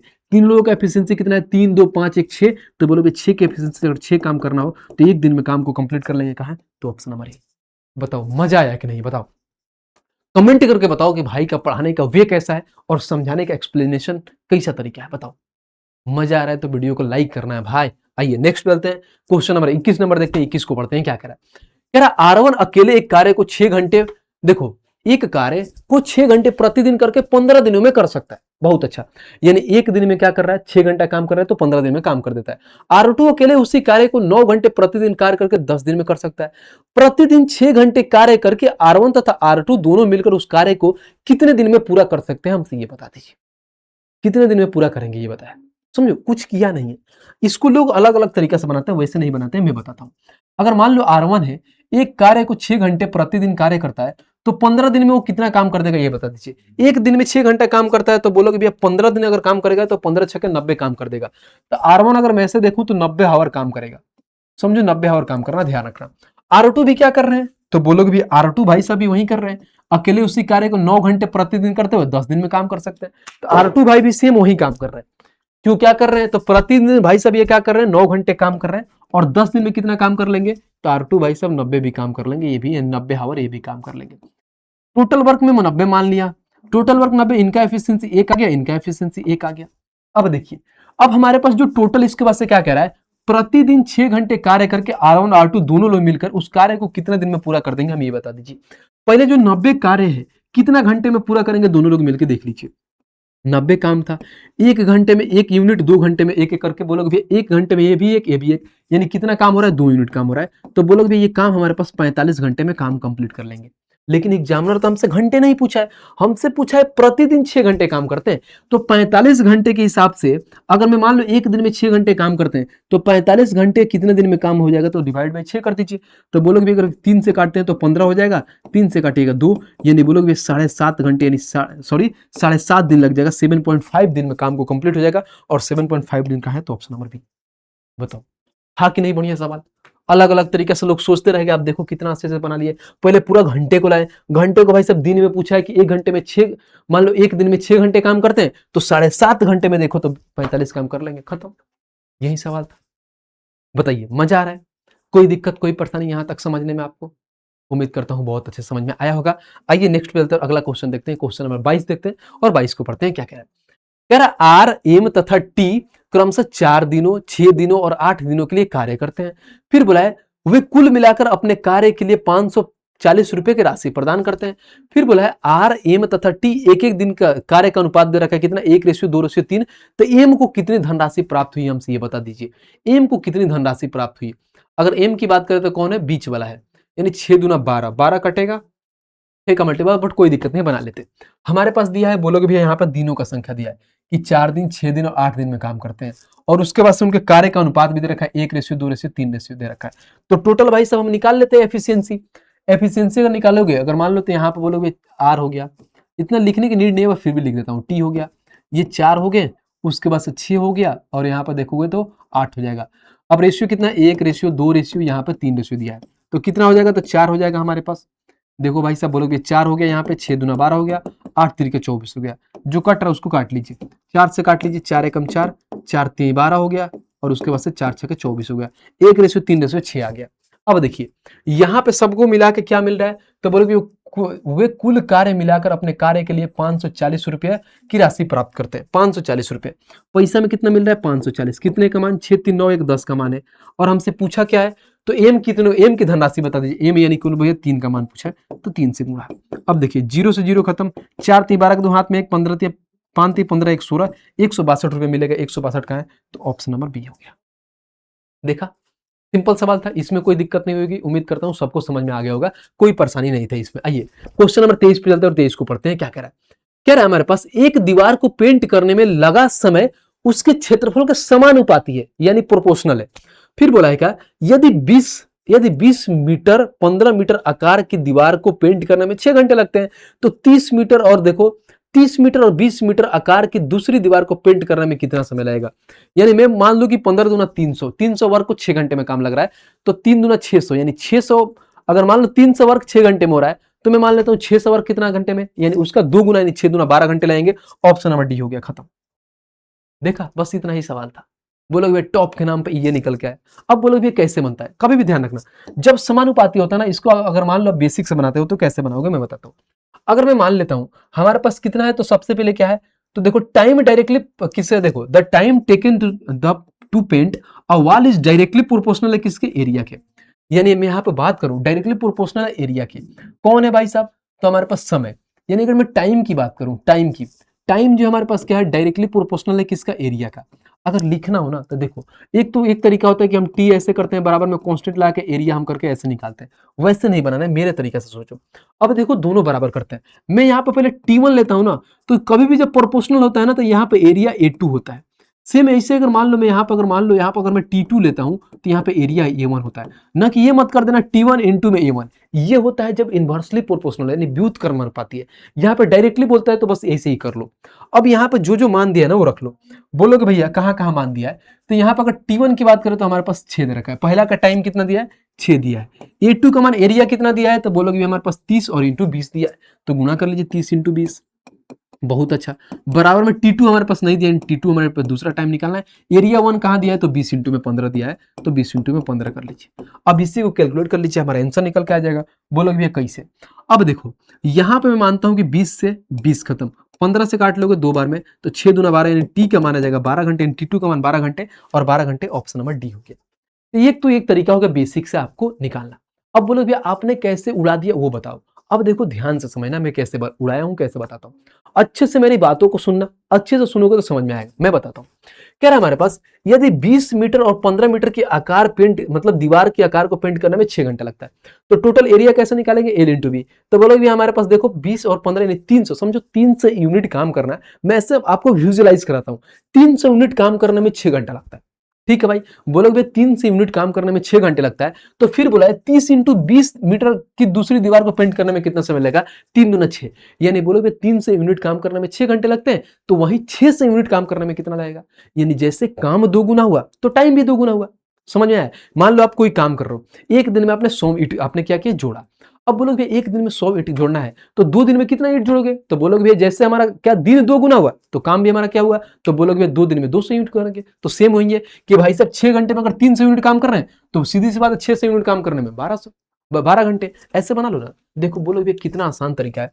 अगर मान लो ये 300 यूनिट है, हमारे काम करने में कितना लग रहा है, तो बोलोगे भैया आराम से मान लो ये 6 घंटे लग रहे हैं। और उसके बाद से अगर यही काम अगर मान लीजिए हमारे पास 600 करना होता है, अगर मान लो ये 600 यूनिट करना है तो कितना घंटे लगेंगे, 600 यूनिट करना है, तो डायरेक्ट अपने आप का कितना हो रहा है, तो बोलोगे 2 गुना हो रहा है, तो ये भी अपने आप का 2 गुना हो जाएगा। बस बात खत्म। कैसे होगा, खत्म। इतना ही करना था। बोलोगे यहाँ पर लिख दो ताकि समझ में आएगा। देख लो भाई एक एक चीज को कैसे भी विजुलाइज कराता हूं मैं। ये 300 यूनिट को काम करने में 6 घंटे लगते हैं, तो 600 यूनिट काम करने में कितना घंटे, तो 1 घंटे। ऐसे समझ लो। अब देखो 300 से काट जाएगा 2 बार में, 6 दूना 12, 1 12, यानी 12 घंटे में हो जाएगा, खत्म। इतना ही तो सवाल था। बाकी लोग मालूम नहीं क्या क्या बनाते हैं, अलग तरीका से सोचते हैं। मेरे को ऐसे नहीं सोचना भाई, मेरे का सोचने का तरीका काफी अलग है। मैं टीचिंग में उतरा ही हूं इसलिए कि ताकि मैं अलग चीजें से आपको बता पाऊं, सोच पाऊं कि भाई ऐसे चीजों को ऐसे सोचोगे तो होगा। नहीं तो बेसिक तरीका वो सभी लोग कर लेते हैं बेसिक तरीका भाई, लेकिन सोचना कैसे एग्जाम में ये बहुत ज्यादा जरूरी है।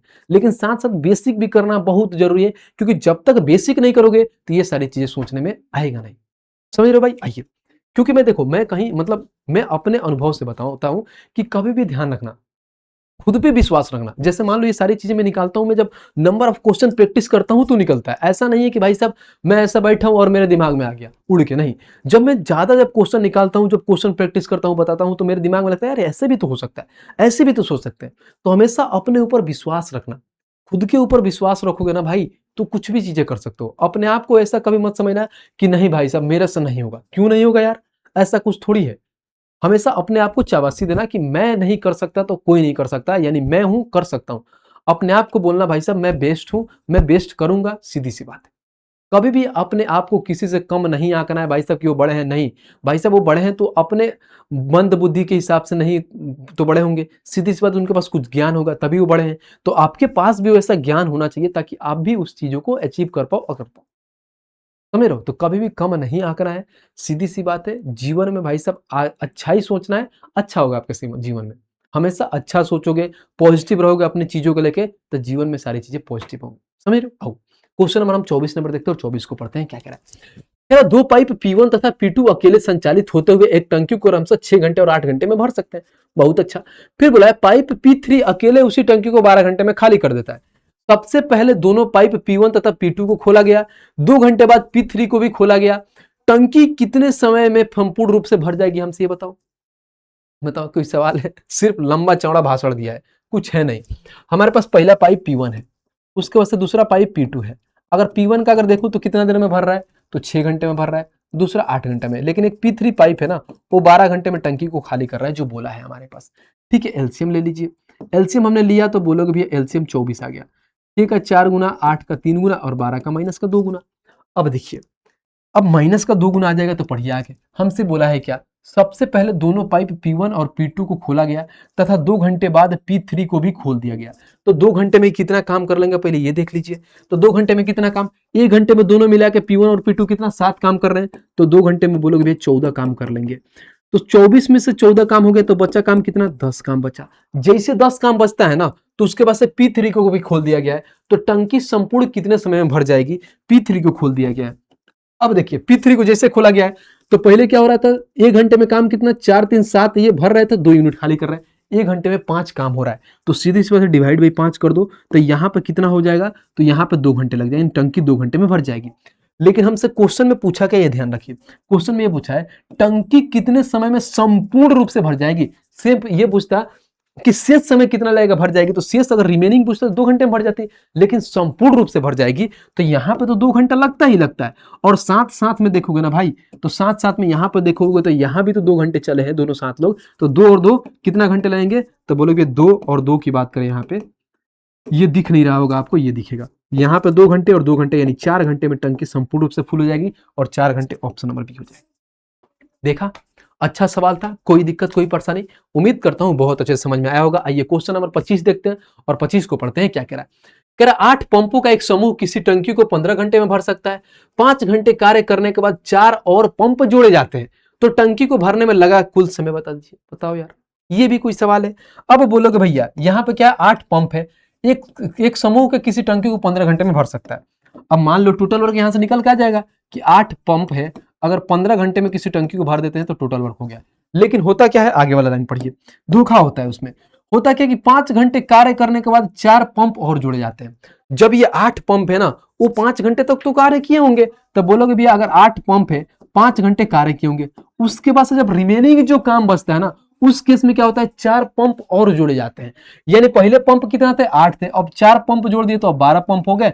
तो हमसे पूछा क्या है, तो बोलोगे भैया टंकी को भरने में लगने वाला कुल समय बता दीजिए कि टोटल समय क्या होगा। अब टोटल समय पूछता है तो कोई दिक्कत नहीं है, तो हम मानते हैं 12 पाइप मिलके, अगर 12 पाइप मिलके 1 घंटे लेंगे भरने में, बिल्कुल लेंगे, तो 1 से गुणा कर लीजिए। अब यहां से x का आप मान निकालिए। अब कैसे निकालिएगा मैं दिखाता हूं। अब कैलकुलेट करते हैं। हम जानते हैं क्या, मान लो यहाँ पे कितना 15 8 कितना हो गया 120, बराबर में 8 5 40 और प्लस का कितना हो गया 12x। 120 में से 40 इधर 40 खींच के लाओ तो कितना हो जाएगा, बोलो भी 120 में से 40 घटेगा तो 80 हो जाएगा, और बराबर में कितना हो जाएगा 12x। तो जो x का मान निकल के आएगा, कितना निकल के आएगा मैं दिखाता हूं अभी। तो x का मान निकल के आएगा 80/12। 4 से काटो, डायरेक्ट इसको 4 से काटोगे तो 20 बार में, 20 बार में नहीं होता है, 4 से अगर काटा 20 चौका 80, 20 और यहाँ पर 3, तो ऐसे क्या आएगा, तो बोलोगे ये क्षेत्रीय 18, फिर यहाँ पे बोलोगे 3 2 20, यानी बोलोगे क्षेत्रीय 18, यहाँ पे अगर मान लो 6.6 और 6 7 हो जाएगा। ठीक है, इतना रिमेनिंग हो गया। लेकिन हमसे देखिए इसमें पूछा क्या, कह रहा है क्या कि टंकी को भरने में लगने वाला कुल समय ज्ञात करिए, यानी टोटल समय बता दीजिए। सिर्फ रिमेनिंग समय बताता ना तो बोलोगे इतना घंटे लगते हैं रिमेनिंग अगर भरने में, कि 6.67 लगते हैं। लेकिन टोटल पूछा है तो स्टार्टिंग में भाई साहब कुछ चले होंगे, कितना चले होंगे दिखाना जरा, तो बोलोगे भाई स्टार्टिंग में कितना 5 घंटे कार्य करने के बाद, यानी 5 घंटे यहां भी तो चले हैं, तो इसको ऐड कर लीजिए। 5 में ऐड करिए 6.67, तो कितना आ जाएगा 11.67 होगा, और 11.67 कहां है, तो ऑप्शन नंबर डी है। अच्छा सवाल, बढ़िया सवाल, बताओ बताओ। मजा आ रहा है, कोई दिक्कत कोई परेशानी, बहुत अच्छे से समझ में आ रहा होगा। चलिए आगे चलते हैं, नेक्स्ट चलते हैं, क्वेश्चन नंबर हम 16 नंबर देखते हैं, सॉरी 26 नंबर। वीडियो भाई साहब शेयर करना है, ये नहीं कि बैठ के आराम से देख रहे हैं। कह रहा है एक कार 60 किलोमीटर प्रति घंटे की चाल से एक निश्चित दूरी तय करती है। यदि चालक चाल में 25% की वृद्धि करे तो 240 किलोमीटर की यात्रा में वह कितने समय की बचत करेगा, हमसे ये बताइए कि टाइम की कितनी बचत करेगा, ये पूछा है। अब देखो लोग अलग अलग तरीके से बनाते हैं। पहले क्या करते हैं, बोलोगे भैया 60 किलोमीटर के हिसाब से 240 किलोमीटर जाते हैं तो कुछ टाइम आएगा। फिर उसके बाद 60 में 25% वृद्धि करते हैं, 75 किलोमीटर के स्पीड से जाएगा तो 240 डिवाइड बाई 75 करेंगे तो उनका डिफरेंस निकालते हैं। जैसे कहने का मतलब ये है कि अगर इसको बेसिक से बनाओगे तो कैसे बनाओगे मैं बताता हूँ। अगर बेसिक से बनाओगे तो क्या होता है, बहुत ऐसे लोग करते हैं कि टाइम में हमें क्या बताना है, तो बोलोगे भी हमें अंतर बताना है कि कितना समय बचेगा। अगर मान लीजिए 240 किलोमीटर के स्पीड से वो जा रहे हैं कितना, अगर मान लीजिए 60 के स्पीड से जा रहे हैं तो कितना समय लगेगा यहाँ पे। अब इनका मान लीजिए यहाँ बोलोगे डायरेक्ट, यहाँ पे हम डायरेक्ट बोल देंगे 4 घंटा यहाँ पे लगेगा। उसके बाद से चाल में क्या करते हैं, 25% की वृद्धि करते हैं तो 240 किलोमीटर ही जाना है। 25% की वृद्धि यानी 60 का 25% 15 होता है, यानी 75 के स्पीड से जाएंगे तो कितना समय लगेगा ये लगेगा। अब इसको कट करिएगा तो बोलोगे भैया कट करते हैं, 15 से 15 पचे 75, 15 एकम 15, 15 छक्के 90, यानी 15 एकम 15, 15 छक्के 90। तो इसको ऐसे भी लिख सकते हैं 5 3 15, 1/5। मिनट में बदलने के लिए ऐसे भी कर सकते हैं, बोलोगे भैया हम 60 से गुणा, तो डायरेक्ट इसको काट लो, बोलोगे भैया 12 बार में आ जाएगा। 5 कितना, तो 12 12 पचे 60, यानी 3 घंटा यहाँ पर आ जाएगा हमारे पास कितना, तो 12 मिनट। अब देखो भाई साहब पहले कितना लग रहा था, 4 घंटा लग रहा था, अब 3 घंटा 12 मिनट लग रहा है, तो कितना का बचत हुआ, तो 4 घंटे में से 3 घंटा 12 मिनट घटाओगे तो 48 मिनट का बचत हुआ। ऑप्शन नंबर डी हो गया। एक तो बेसिक तरीका हो गया, ऐसे बनाओगे, ऐसे भी आप निकाल लोगे थोड़ा बहुत अगर आपका कैलकुलेशन फास्ट है तो। लेकिन अगर मान लो अगर रेशियो से बनाना है तो कैसे बनाओगे मैं बताता हूँ। ये तो बेसिक तरीका होगा कि बोलोगे भैया ऐसे ऐसे हमने बना लिया। अब रेशियो से बनाओगे तो हमारे पास टाइम क्या है, बोलोगे भैया हमारे पास डिस्टेंस फिक्स है क्योंकि निश्चित दूरी की बात किया है। जब डिस्टेंस फिक्स है तो हमारे पास जो स्पीड का रेशियो है कितना है, तो बोलोगे भैया स्पीड का रेशियो 25% की वृद्धि, यानी पहले 4 था अब कितना हो जाएगा 5 हो जाएगा। टाइम हमारा क्या हो जाएगा, तो 5:4 हो जाएगा। अब देखो यहां पर अगर मैं बात करूंगा तो कितना घंटा लग रहा है, अगर 60 किलोमीटर पर घंटा के स्पीड से 240 किलोमीटर जा रहा है तो डायरेक्ट बोलोगे 4 घंटा लग रहा है। 4 घंटा लग रहा है, जिसको हम ऐसे ही बोल सकते हैं कितना, 4 घंटा यानी 6 चौका 24, 240 मिनट लग रहा है, यानी 240 मिनट लग रहा है। तो हमें क्या पूछा है, कितना समय की बचत करेगा, तो 5 से 4 यानी 1 समय की बचत करेगा, 1 यूनिट का मान निकालना है। तो 5 यूनिट का मान कितना दिया है, तो बोलोगे 240 दिया है, यानी डायरेक्ट बोलोगे 5 यूनिट का मान 240, 1 का पूछा है तो 1 से गुणा, इसको काटोगे तो डायरेक्ट आ जाएगा 48 मिनट का बचत करेगा, और 48 का है तो ऑप्शन नंबर डी है, खत्म। तो ये तरीका सबसे बेस्ट था कि रेशियो से बनाओ, कोई दिक्कत कोई परेशानी नहीं होगा। उम्मीद करता हूं बढ़िया क्वेश्चन है, आपको समझ में आया होगा। आइए क्वेश्चन नंबर 27 देखते हैं, और 27 को पढ़ते हैं क्या कह रहा है, देखिए कह रहा है एक पुरुष पहले 8 घंटे में 15 किलोमीटर प्रति घंटे की गति से यात्रा करता है, बहुत अच्छा। अगले 5 घंटे उसने 20 किलोमीटर प्रति घंटे की गति से यात्रा की। पूरी यात्रा, देखो पूरी यात्रा के लिए उसकी औसत गति किलोमीटर में बता दीजिए कि भाई साहब किलोमीटर पर घंटा में क्या होगा। बहुत ही सिंपल सवाल, एवरेज स्पीड का फॉर्मूला क्या होता है, तो हम जानते हैं एवरेज स्पीड कैसे निकालते हैं, तो बोलोगे टोटल डिस्टेंस अपॉन में टोटल टाइम, बहुत अच्छा। टोटल डिस्टेंस कैसे आता है, तो डिस्टेंस का फॉर्मूला आता है स्पीड इंटू में टाइम। तो 15 किलोमीटर भाई साहब 8 घंटे की स्पीड से जाएगा तो कितना किलोमीटर तय करेगा, 15 8 120 किलोमीटर।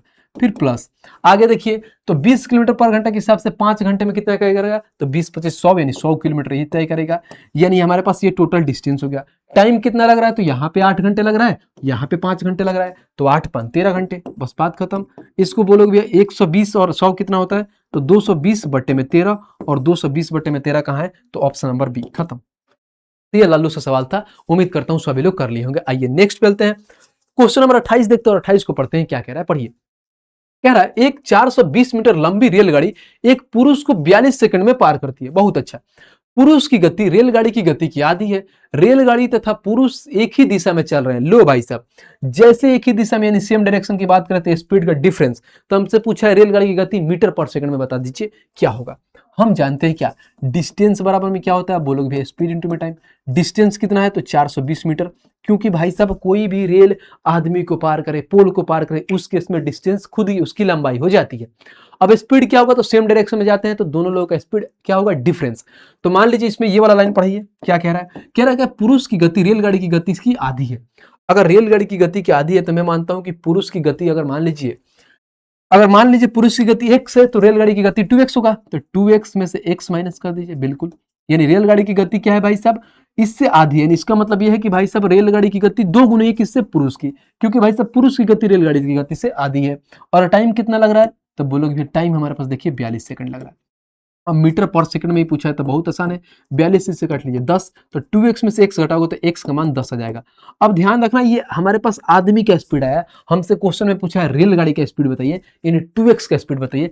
x का मान 20 है तो 2x का मान 10 में इंटू 2 करोगे तो 20 मीटर पर सेकंड स्पीड होगा रेलगाड़ी का। भाई साहब कौन सा रेलगाड़ी है, लग रहा है एकदम धुकुर धुकुर चला रहा है क्या, ये लग रहा है एकदम जानते हो मालगाड़ी है, एकदम धुकुर धुकुर चल रहा है, 20 मीटर पर सेकंड के स्पीड से चल रही है। बताइए, आइए नेक्स्ट पे चलते हैं, अगला देखते हैं। 20 मीटर पर सेकंड ठीक है यार, एक सेकंड में 20 मीटर चल रही है, यानी स्पीड थोड़ा तो स्पीड तो होगा ही। आइए हम देखते हैं भाई साहब 29 नंबर, 29 हमारा क्या कह रहा है। अगर मान लो यहाँ पे बोलोगे 20 मीटर पर सेकंड है तो किलोमीटर में बताना कि किलोमीटर पर घंटा में क्या होगा। तो ये छोटी यूनिट है, बड़ी यूनिट में जाने के लिए 18/5, 5 से कारोगे तो 18 चौका 72 किलोमीटर पर घंटा की स्पीड होगा भाई, तूफान की तरह चल रही होगी। हम तो हल्के में ले लिए थे, 72 किलोमीटर पर घंटा की स्पीड से चलेगी, यानी आदमी 36 किलोमीटर स्पीड से चल रहा है, यानी बाइक से चल रहा होगा आदमी, पैदल तो 36 की स्पीड से नहीं जा सकता। आइए क्वेश्चन नंबर 29 को पढ़ते हैं। 29 को क्या कह रहा है देखिए, एक नाव शांत जल में 6 घंटे में 30 किलोमीटर की दूरी तय कर सकता है, बहुत अच्छा। यह कुल 26 घंटे में धारा के अनुकूल 72 किलोमीटर तथा धारा के प्रतिकूल 18 किलोमीटर तय कर सकती है। धारा की गति किलोमीटर प्रति घंटा में क्या होगा ये बताइए, बहुत सिंपल सवाल। आइए हम जानते हैं यहाँ पे x का मान कैसे निकालते हैं, तो नाव का मान निकाल लेंगे। 30 किलोमीटर जाता है 6 घंटे में, तो नाव का जो स्पीड आएगा कितना, तो बोलोगे 5 किलोमीटर प्रति घंटा के स्पीड में आ जाता है। अब 26 घंटा में होता क्या है, तो 26 घंटा लेता है जिसको धारा के अनुकूल डाउन स्ट्रीम 72 किलोमीटर और अप स्ट्रीम 18 किलोमीटर जाती है, तो डाउन स्ट्रीम 72 किलोमीटर जाती है, तो यहाँ पे लिखो 72 किलोमीटर। डाउन स्ट्रीम में क्या होता है, x प्लस में y, यानी बोलोगे भैया x मतलब क्या होता है, तो नाव का स्पीड भी ऐड होता है उसमें और धारा की स्पीड होता है। तो नाव का कितना है 5 है और धारा का हमें कितना नहीं मालूम है तो y ले लिए, ये हमारा होता है डाउन स्ट्रीम।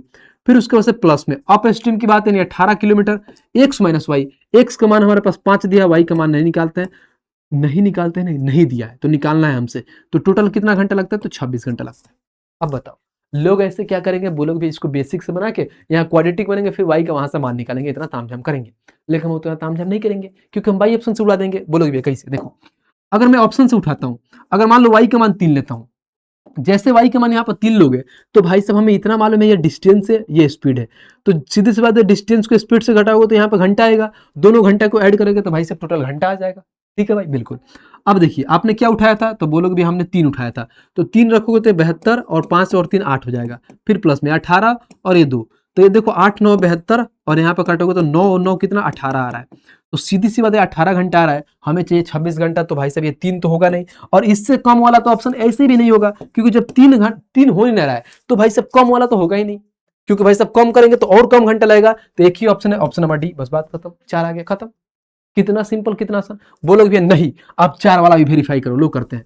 अगर मान लो हम 4 रखते हैं तो ये 72 हो गया, तो 5 और 4 कितना हो गया 9, फिर प्लस ये 18 हो गया, 5 में से 4 घटेगा तो 1 होगा, 9 से काटोगे तो 8 घंटा लगेगा, 1 से काटोगे तो 18, 18 और 8 कितना होता है 26 घंटा। देखो भाई से वेरीफाई हो गया, तो जो y का स्पीड होगा 4 किलोमीटर प्रति घंटा का स्पीड होगा, यानी बोलोगे धारा का स्पीड 4 किलोमीटर प्रति घंटा, ऑप्शन नंबर डी, खत्म।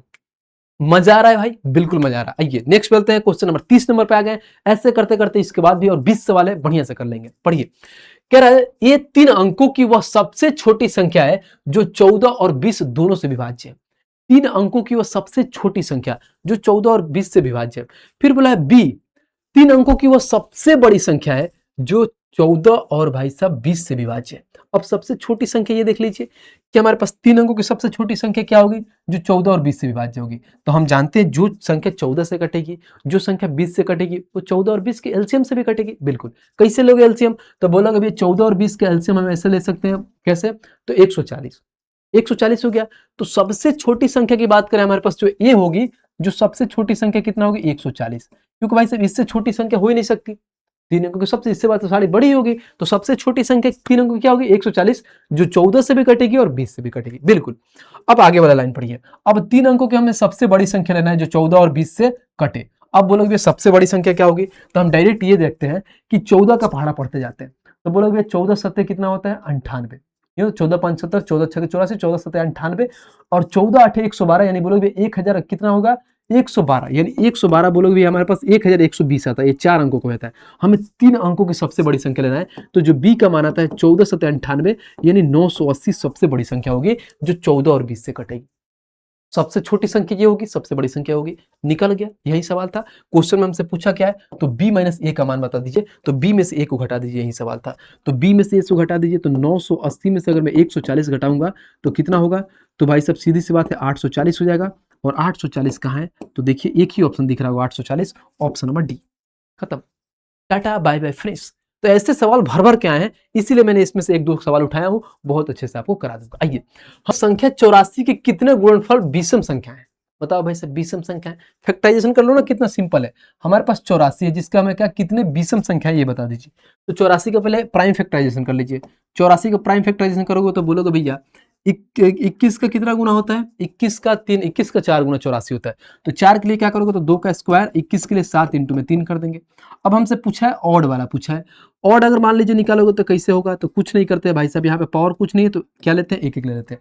ऑड पूछा है तो इवन वाले को काट देते हैं, लेते ही नहीं, बस पावर में क्या करते हैं, एक ऐड करते हैं, गुणा कर देते हैं। तो एक में ऐड कर दीजिए भाई साहब, सिर्फ इसमें भी एक में एक ऐड कर दीजिए, गुणा कर लीजिए। तो यहाँ पे 2 और 2 कितना हुआ, 4। तो कितना ऑड का फैक्टर कितना यहाँ पे निकल के है, 4, ऑप्शन नंबर बी।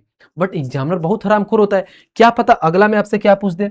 बोलोगे भी अगर मान लो हमारे पास इवन का पूछ दे तो कैसे आएगा, तो देखो इवन का निकालना बहुत आसान होता है, ध्यान रखना। इवन में जानते हो जो पावर इसके, जैसे 2 के पावर यहाँ पे 2 है ना, तो इसके पावर में एक ऐड नहीं करते हैं, जितना इवन का जो पावर होता है वैसे ले लेते हैं।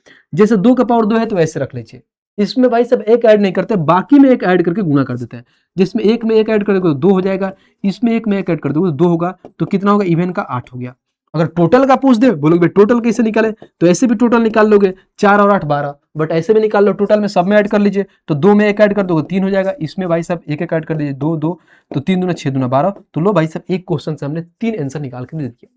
बाकी एक्स्ट्रा इन्फॉर्मेशन भी आपको बता दिया, ताकि आपको कोई दिक्कत कोई परेशानी ना हो। उम्मीद करता हूं आपको सारी चीजें समझ में आ रही होगी। आइए अगला क्वेश्चन देखते हैं, क्वेश्चन नंबर 32 देखते हैं, और 32 को पढ़ते हैं, क्या कह रहा है। कह रहा वह सबसे बड़ी संख्या कौन सी है जो 91, 171, 199 तथा 235 से विभाजित करने पर प्रत्येक बार में समान शेष फल देती है। लो भाई साहब, एचसीएफ का सवाल है, डायरेक्ट इसमें से हम माइनस कर लेते हैं। बोलोगे भी यहाँ पर कितना है, तो पहले लिख लो 91 हो गया, फिर उसके बाद से 127 हो गया हमारे पास, फिर अगर देख लो 199 हो गया, फिर यहाँ पे भी आ गया कितना, 235।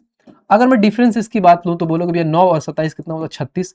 इनका भी डिफरेंस अगर लेते हो आप तो कितना होगा इनका डिफरेंस, अगर यहाँ पे देखो तो ये भी 35 और एक 36 डिफरेंस हो गया।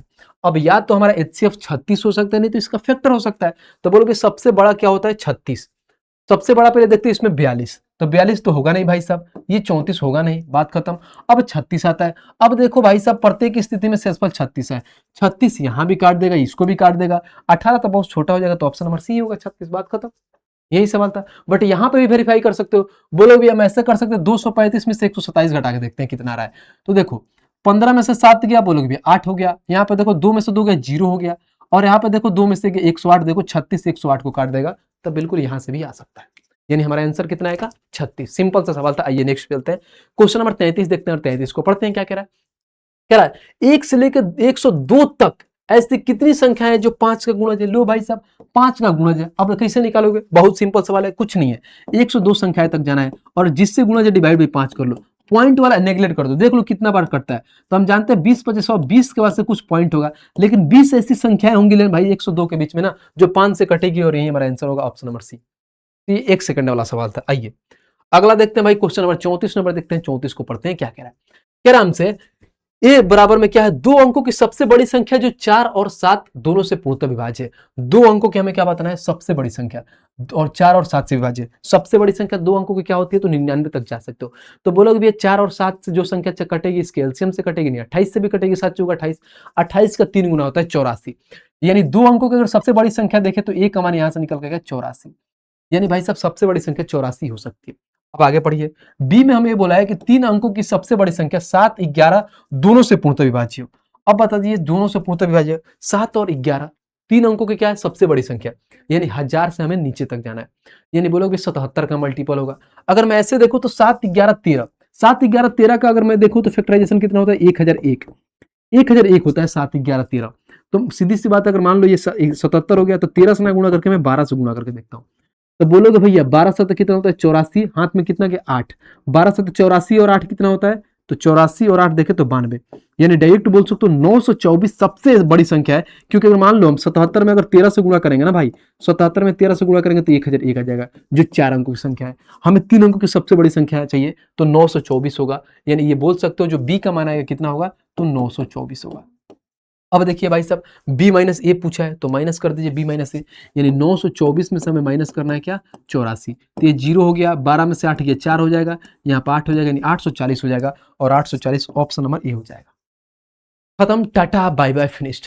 देखा, कोई दिक्कत कोई परेशानी यहाँ तक? उम्मीद करता हूँ बहुत अच्छे से सारी चीजें समझ में आ रही होगी। आइए क्वेश्चन नंबर 35 पे चलते हैं और 35 को देखते हैं क्या कह रहा है।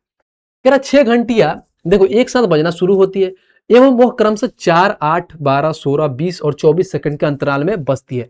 18 मिनट में कितनी बार एक साथ बजेगी? शुरुआत में एक साथ बज गई, ध्यान रखना, शुरुआत में एक साथ बजी है तो एक साथ पहले काउंट करना। बहुत ऐसे बच्चे इसको छोड़ देते हैं, ऑलरेडी बोल दिया कि शुरुआत में पहले टिन सभी एक साथ बजी है। सबका पहले एलसीएम ले लो। अब देखो एलसीएम लोगो तो हम जानते हैं कि 4 और 8 का एलसीएम 8 हो गया, 12 और 8 का 24 हो गया, 16 और 8 का 48 हो गया, और हमारे पास 48 हो गया, उसके 24 और देखो उसका 16 का 48, और 48 और 20 का एलसीएम देखें तो 48 और 20 का एलसीएम देखोगे तो बोलोगे भैया 480 नहीं 240 हो सकता है क्या? यानी अगर मैं देखूं 48 और 20 का एलसीएम, 48 और 20 का एलसीएम देखो 4 से, तो 12 चौको 48, 4 पचे 20, तो 12 पच्चीस कितना होगा, 60, 6 चौको 24, 240 हो गया। एलसीएम हमारा 240 हो गया। अब 240 हो गया, हमें 18 मिनट की बात बोला है, तो 18 मिनट हो गया। तो अब सबसे पहले ये देखो 240 सेकंड आ गया, यानी 240 सेकंड में भाई साहब क्या होती है, वो बजती है साथ में। अब 240 हो गया तो इसको डिवाइड बाई 6 कर दोगे तो हम जानते हैं 6 चौके 24, यानी हम जानते हैं कि 4 मिनट में एक बार बजेगी। 4 मिनट में एक बार बजेगी, तो 18 मिनट में कितना बार बजेगी, तो 4 से डिवाइड करो तो 4 चौको 16, यानी 4 बार बजेगी, क्योंकि 16 मिनट फिर अगला हमारा 20 मिनट में बजेगी, लेकिन 18 मिनट के अंदर वो 4 बार बजेगी। 4 बार बजेगी, लेकिन शुरुआत में एक बार बजी है, तो भाई साहब एक ऐड कर दो, यानी टोटल कितना बार बजेगी, 5 बार, और 5 बार कहाँ है, तो ऑप्शन नंबर बी है। बस यही सवाल था। ये तो घंटी वाला बहुत इजी सवाल होता है, एलसीएम निकालना होता है। आइए नेक्स्ट चलते हैं, क्वेश्चन नंबर हम 36 नंबर देखते हैं। 36 को पढ़ते हैं क्या कह रहा है। हमसे क्या पूछा, ये हमारे पास वैल्यू दे रखा है, उसके बाद से सबका वैल्यू का हमें क्या बताना है, बोलोगे एचसीएफ बताना है, हाईएस्ट कॉमन फैक्टर। कभी भी जब पावर का एचसीएफ निकालना होता है ना, तो जिसका पावर कम होता है उसको उठाते हैं। तो देखिए एचसीएफ का मतलब होता है क्या, हाईएस्ट कॉमन फैक्टर, यानी कॉमन होना चाहिए। तो अगर मान लीजिए 2 के पावर 4 यहाँ पे है, यहाँ पे 2 के पावर 3 है, तो सबसे छोटा कौन है, तो 2 के पावर 3 ले लीजिए, जिसका पावर कम हो। यहाँ पे 3 के पावर 6 दिया है, यहाँ पे 3 के पावर 4 है, तो छोटा कौन है, तो 3 के पावर 4 है, इसको ले लीजिए। उसके बाद से देखिए तो यहाँ पे 5 के पावर 3 दिया है, यहाँ पे कितना 5 दिया है, तो सबसे छोटा कौन है, 5 है। यहाँ पे 7 के पावर, यहाँ पे 4, तो अलग अलग है। ध्यान देना, बहुत ऐसे बच्चे लिखते हैं 2 के पावर 3, 3 के पावर 4, 2 के पावर 3 और 3 के पावर 4, उनको लगता नहीं, उनको लगता है 7 और 11 है, तो ऑप्शन नंबर बी मार देते हैं। नहीं मारना होता है। एलसीएम पूछता तो इसको मारते, क्योंकि भाई साहब एलसीएम में लिस्ट कॉमन मल्टीपल लेने होते हैं, तो बाकी जिसका भाई साहब कुछ कॉमन नहीं मिलता है उसको भी ले लेते हैं। लेकिन हाईएस्ट कॉमन फैक्टर में क्या होता है भाई साहब, कॉमन होना चाहिए। तो ये हमारा आंसर निकल के आया, क्योंकि देखो 7 और 5 11 का दोनों में कॉमन कुछ नहीं निकल के आ रहा है। तो आंसर क्या होगा, 2 के पावर 3, 3 के पावर 4 और इंटू में 5, ऑप्शन नंबर ये हो जाएगा। उम्मीद करता हूं बहुत अच्छे समझ में आया होगा। आइए क्वेश्चन नंबर 37 नंबर देखते हैं और 37 को पढ़ते हैं क्या कह रहा है। कह रहा 6 मीटर, 2 मीटर, 70 सेंटीमीटर, 11 मीटर और 20 सेंटीमीटर की लंबाई को सटीक रूप से मापने के लिए उपयोग की जाने वाली अधिकतम लंबाई, लो भाई साहब, अधिकतम संभव लंबाई सेंटीमीटर में बता दीजिए। अधिकतम की बात है, हाईएस्ट कॉमन फैक्टर एचसीएफ लगा दीजिए, लेकिन हमें सेंटीमीटर में चाहिए, तो मीटर में जो चीज दिया है उसको सेंटीमीटर बताइए। 6 मीटर दिया है तो सेंटीमीटर में बदलने के लिए 6 से गुणा, यानी 100 से गुणा करोगे तो भाई साहब 600 सेंटीमीटर। 2.70 दिया है, मान लो इसमें हम 100 से गुणा करते हैं तो बोलोगे 270 सेंटीमीटर हो जाएगा। अब आगे देखिए 11 मीटर हमारे पास दिया, तो 1120 सेंटीमीटर हो जाएगा। ये हमारे पास निकल के आ गया। अब देखिए सबका भाई साहब कहीं ना कहीं देखो तो अलग अलग दिया है। 2 मीटर 70 सेकंड, यानी 200 में तो 270 हो गया, 11 है। हमसे पूछा क्या, हाईएस्ट कॉमन फैक्टर। अब डायरेक्ट हम ऑप्शन से उठाते हैं ना, सबसे बड़ी संख्या लेते हैं 30।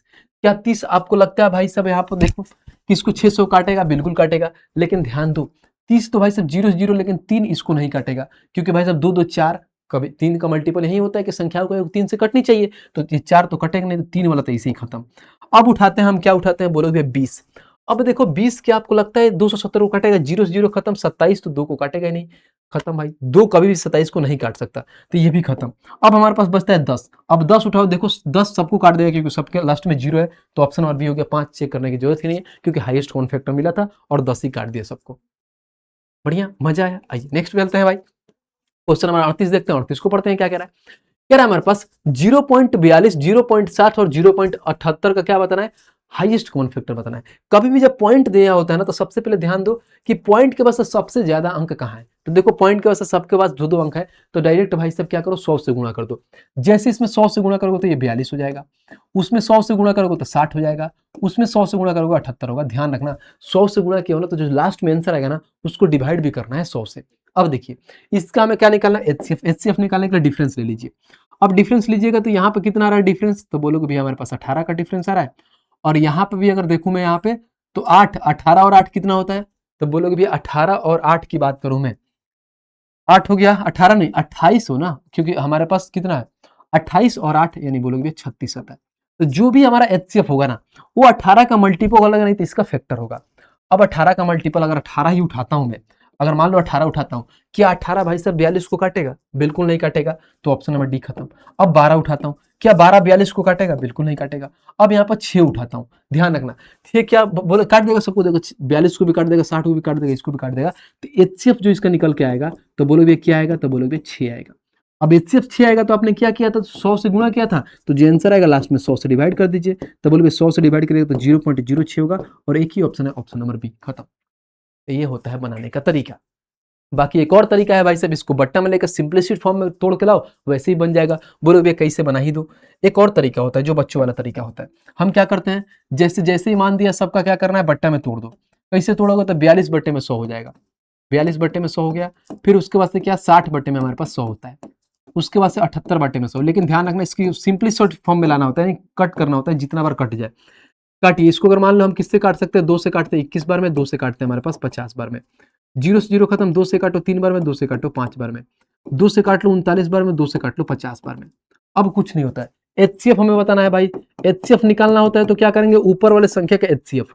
तो 3 और देखो 3 21 और हमारे पास क्या है 39, इसका हमें क्या निकालना है, तो बोलोगे एचसीएफ निकालना है। कोई कटने वाला है, कोई कट नहीं रहा है ना भाई, ध्यान देना, कोई ऐसा ना हो कि पता चले कि हमारे पास कट जाए। तो देखो 3 और 21 की अगर बात करूं हम, तो बोलोगे यहाँ पे 21 है, 3 है और 39 है, तो क्या निकल के आया यहाँ से, तो बोलोगे 3 21 को काट देगा, 39 को भी काट देगा, नहीं 3 आ गया ऊपर। और नीचे का क्या लेते हैं, एलसीएम। एलसीएम लोगो तो बोलोगे हमारे पास कितना 5 50 का सबका एलसीएम कितना आएगा 50, तो 3/50 आता है। 3/50 आता है तो इसको क्या कर सकते हो, पॉइंट में करने के लिए क्या करता हूँ मैं, नीचे से भी 2 से गुणा करता हूँ, ऊपर भी 2 से गुणा करता हूँ, तो 6 बटे में हमारे पास 100 हो जाएगा। तो इसको भी लिख सकते हैं 0.06, और ऑप्शन नंबर बी हो गया, खत्म। बस इतना ही सवाल था, कोई दिक्कत कोई परेशानी बिल्कुल नहीं। आइए नेक्स्ट चलते हैं, अगला क्वेश्चन देखते हैं, क्वेश्चन नंबर 39 को पढ़ते हैं। कह रहा है मेरे पास 2 इंटू में 345 का स्क्वायर प्लस में 155 का स्क्वायर माइनस में 345 माइनस 155 का होल स्क्वायर है। इसको लोग भाई सब अलग अलग तरीके से बनाते हैं, बट वैसे नहीं बनाना है, मैं बताता हूँ कैसे बनाना है। देखिए कभी भी जब जानते हो ना भाई, यहाँ पर twice of A square plus में बी स्क्वायर, मैं इसको ये मानता हूँ इसको बी मानता हूँ, ए माइनस में बी दिया है, ए माइनस बी का होल स्क्वायर, तो एक फॉर्मूला होता है। बोलो फॉर्मूला क्या होता है, मैं लिखता हूँ, कभी ए से लिखता हूँ, ऐसे समझ में आएगा आपको। एक अलजेब्रिक फार्मूला होता है ए प्लस बी का होल स्क्वायर, फिर प्लस में होता है ए माइनस बी का होल स्क्वायर, और ये बराबर में क्या होता है, तो बोलेंगे ट्वाइस ऑफ ए स्क्वायर, और उसके बाद से क्या होता है प्लस का बी स्क्वायर होता है। ये अलजेब्रिक फार्मूला होता है, जब आप अलजेब्रा पढ़े तो एक डायरेक्ट ये रिजल्ट होता है, इसी पे रख दीजिए। तो ये भाई साहब ये ट्वाइस यहाँ पर दिया, इसकी जगह आप हम ये रख सकते हैं, बिल्कुल रख सकते हैं, बोलोगे रखिए आप, रखो भाई साहब ए प्लस बी का होल स्क्वायर, तो यहाँ पर लिखोगे 345 प्लस में 155 का होल स्क्वायर, ठीक है भाई, फिर प्लस का यहाँ पे हो जाएगा हमारे पास 345 और उसके से माइनस 155 का होल स्क्वायर। अब माइनस में इन्होंने दे रखा है कितना, इसको हटा देते हैं ताकि लिखने में सही रहेगा, ठीक है। माइनस में हमारे पास क्या दे रखा है, तो बोलोगे 345 आ गया सही अपने जगह पर, बिल्कुल। माइनस में हमारे पास कितना है 345, उसके बाद से कितना है माइनस का 155 का होल स्क्वायर, ठीक है भाई। अब देखो जो आपकी चिम्मी चिम्मी सी आंखें छोटी छोटी सी क्या देख रही है, बोलोगे भैया प्लस का 345 ये क्या है, और माइनस का 345 का होल स्क्वायर, खत्म। हमारे पास बचता कितना है, ये बचता है 345 और 155 का होल स्क्वायर, तो ऐड कर लीजिए, 5 5 10 की 0 हाथ में 1, 5 4 9 1 10 की 0 हाथ में 1, उसके बाद देखिए 4 और 1 5, यानी 500 का होल स्क्वायर करना है बस। 500 का स्क्वायर तो 5 का स्क्वायर 25 कर लो, डबल का 0 है तो बोलोगे भी यहाँ पे 4 जीरो निकल के आ जाएगा, 25 के बाद से 4 जीरो कहाँ है, तो ऑप्शन नंबर बी, खत्म। टाटा बाय बाय फ्रीज, मजा है। ये फॉर्मूला अगर मालूम है तब, अगर नहीं मालूम है तो भाई सब नहीं बनेगा, फिर बैठ के एकदम राम कथा करते जाओ। तो डायरेक्ट रिजल्ट भी आपको मालूम होना चाहिए कि इस फॉर्मूला पे ये चीजें उड़ा सकते हैं। आइए अब हम 40 नंबर देखते हैं, 40 का क्या कह रहा है। क्या नंबर देखो 15 का स्क्वायर प्लस 10 का स्क्वायर प्लस 25 का स्क्वायर प्लस में हमारे पास क्या है, बोलोगे ट्वाइस ऑफ इतना दे रखा है। अब जब छोटी छोटी सी आंखें देख ही रही है तो ये भी तो देख रही होगी, ए का स्क्वायर बी का स्क्वायर सी का स्क्वायर प्लस में क्या होता है, तो यहाँ पे लिख देता हूँ ए प्लस में बी प्लस में सी का जब होल स्क्वायर करोगे ना भाई तो होता है ए स्क्वायर प्लस में बी स्क्वायर प्लस में सी स्क्वायर। उसके से प्लस में क्या होता है तो 2 कॉमन ले लोगे तो ए बी प्लस में बी सी प्लस में क्या होता है सी ए। बस इसी फॉर्मूला पे है, यही फॉर्मूला है। तो डायरेक्ट सबके जगह पर क्या लिख सकते हो ए प्लस बी प्लस सी का होल स्क्वायर। तो यहाँ पे क्या लिखोगे 15 प्लस में 10 प्लस में 25 इसका होल स्क्वायर। तो देखो 15 और 25 कितना होता है 40 और 10 50 और 50 का स्क्वायर करोगे तो बोलोगे भैया 2500 होता है और 2500 का है तो ऑप्शन नंबर सी है। खत्म। अगर फॉर्मूला मालूम है तो कितना कम सेकंड में आप कर लोगे आपको अंदाजा भी नहीं है। अब आ जाओ भाई साहब ये क्वेश्चन करते हैं हमारे पास 21 का स्क्वायर प्लस 22 का स्क्वायर प्लस 23 का होल स्क्वायर और प्लस प्लस का इसके 50 का स्क्वायर तक जाना है। अब देखो स्क्वायर का है तो सबसे पहले इसको बनाने का तरीका होता है कि हम डायरेक्ट पहले देखो यहां से शुरू करते हैं। ध्यान रखना ये फॉर्मूला बेस्ड सवाल है। ए स्क्वायर प्लस दो का स्क्वायर प्लस में 3 का स्क्वायर ऐसे करते करते हम जाते हैं पहले 50 का स्क्वायर। ये टोटल का पहले हम सम लिखते हैं स्क्वायर का, फिर उसके बाद से माइनस करते हैं कितना तो बोलोगे भैया ये 20 क्या करते हैं बोलोगे भैया हमारे पास तो यहां तक जाएंगे। मान लो पहले 50 तक निकाल लेंगे, फिर स्टार्टिंग से अगर मैं जाऊंगा तो 1 का स्क्वायर प्लस में 2 का स्क्वायर प्लस में 3 का स्क्वायर करते करते हम 20 का स्क्वायर तक जाके माइनस करके तब मान निकालते हैं। तो देखो कभी भी जब स्क्वायर में सम निकालना होता है तो फॉर्मूला होता है एन इंटू में क्या होता है एन प्लस में 1 इंटू में क्या होता है 2n प्लस का 1 और डिवाइड बाई में 6 होता है जब स्क्वायर की बात करें तब। तो लो भाई साहब वैल्यू रखिए अब बनाइए, बढ़िया सवाल है आराम से लिख लेंगे। बोलोगे भैया पहले टोटल का निकालते हैं तो एन का मान कैसे आता है तो एन का मान डायरेक्ट देख लो ना भाई साहब। अगर मान लो हम एक एक का देखते हैं तो एन का मान कैसे निकालोगे बताओ। तो बोलोगे डायरेक्ट हमारे पास 50 नहीं हो जाएगा, कैसे निकालते हो तो एन का मान निकालते हैं भाई साहब लास्ट में से हम क्या करते हैं फर्स्ट वाले को माइनस क्या करते हैं। अगर देखो फर्स्ट माइनस लास्ट ऐसे भी करते हैं लास्ट माइनस फर्स्ट करते हैं और डिफरेंस क्या करते हैं तो बोलोगे भी हम डिफरेंस वो करते हैं और प्लस का 1 करते हैं। तो डायरेक्ट कितना हो गया 49 बट्टे में 1 प्लस का 1 तो डायरेक्ट 50 आ गया। तो डायरेक्ट डिफरेंस इससे बोल सकते हो 50 है। एन का मान कितना हुआ 50, एन का मान 50 तो 50 में 1 से गुणा करोगे 51, 50 दूना कितना 100 में 1 से गुणा करोगे तो 101 और 101 डिवाइड बाई में कितना हो जाएगा तो बोलोगे डिवाइड बाई में 6 हो जाएगा। ये मान निकल के आएगा। अब इसको कैलकुलेट करिए, जब कैलकुलेट करिएगा तो क्या होगा हम देखते हैं। 2 से अगर इसको काटते हो तो 3 बार में, 2 से काटते हो तो 25 बार में, अगर 3 से काटते हो तो 17 बार में गुणा कर लीजिए। अब यहाँ पर गुणा करिए तो 17 पचे 85 के 5 हाथ में 8, 17 दूना 34 और 8 कितना होता है तो बोलोगे 34 और 8 की बात करें तो हम डायरेक्ट ये कर सकते हैं 42। ठीक है इसमें गुणा करना है हमारे पास 101 से। 101 से गुणा करने का सबसे आसान तरीका बताऊं 100 प्लस का 1 कर लीजिए, ये बहुत आसान हो जाएगा। तो ये कितना हो जाएगा तो बोलोगे 425 डबल जीरो और प्लस में कितना हो जाएगा तो 425। तो ये कितना हो जाएगा तो बोलोगे 5 2 फिर 5 4 9 और यहाँ पे कितना आ गया तो बोलोगे 42। तो इतना आ गया 42,925, 42,925 आ रहा है हमारे पास। टोटल कितना 1 से 50 तक जा रहे हैं भाई साहब तो 42,000 हमारा कितना आ रहा है तो 42,925 ये मान निकल के आ रहा है। इसको हाईलाइट कर देता हूँ, देखना भाई सब कुछ गलती तो नहीं हुआ है ना, देखते रहना आप लोग क्योंकि आप लोग रिकॉर्डेड है तो बोल नहीं सकते हो बट ठीक है कोई बात नहीं। अब आइए अब 120 वाले तक जाते हैं। 20 तक का निकालते हैं तो सेम वही फॉर्मूला लगाते हैं। तो 20 हमारा एन का मान हो गया, 20 में 1 से 20 और 1 21 हो गया और 20 दूना 40 और 1 41 हो गया और बट्टे में कितना हो गया 6। इसको कैलकुलेट करिए, 2 से काटिए 3 बार में, 2 से काटिए 10 बार में, 3 से काट लीजिए 7 बार में। तो हम 70 में गुणा कर देंगे कितना 41 से, कितना आएगा 0 फिर 7 एकम 7 7 चौका 28 यानी 200 कितना 2870 इसमें से माइनस कर लीजिए। जैसे 2870 माइनस करिए तो हमारा आंसर निकल के आ जाएगा। बोलोगे भैया 5 हो गया, 12 में से अगर मान लो 7 गया तो कितना हो गया 12 में से 7 गया तो 5 हो गया हमारे पास। उसके बाद से देखिए 8 में से 8 गया 0 हो गया, फिर बस 0 हो गया यहाँ पे हो गया तो बोलोगे 40055, 40055 कहाँ है तो ऑप्शन नंबर बी। खत्म। तो ये बढ़िया सवाल था।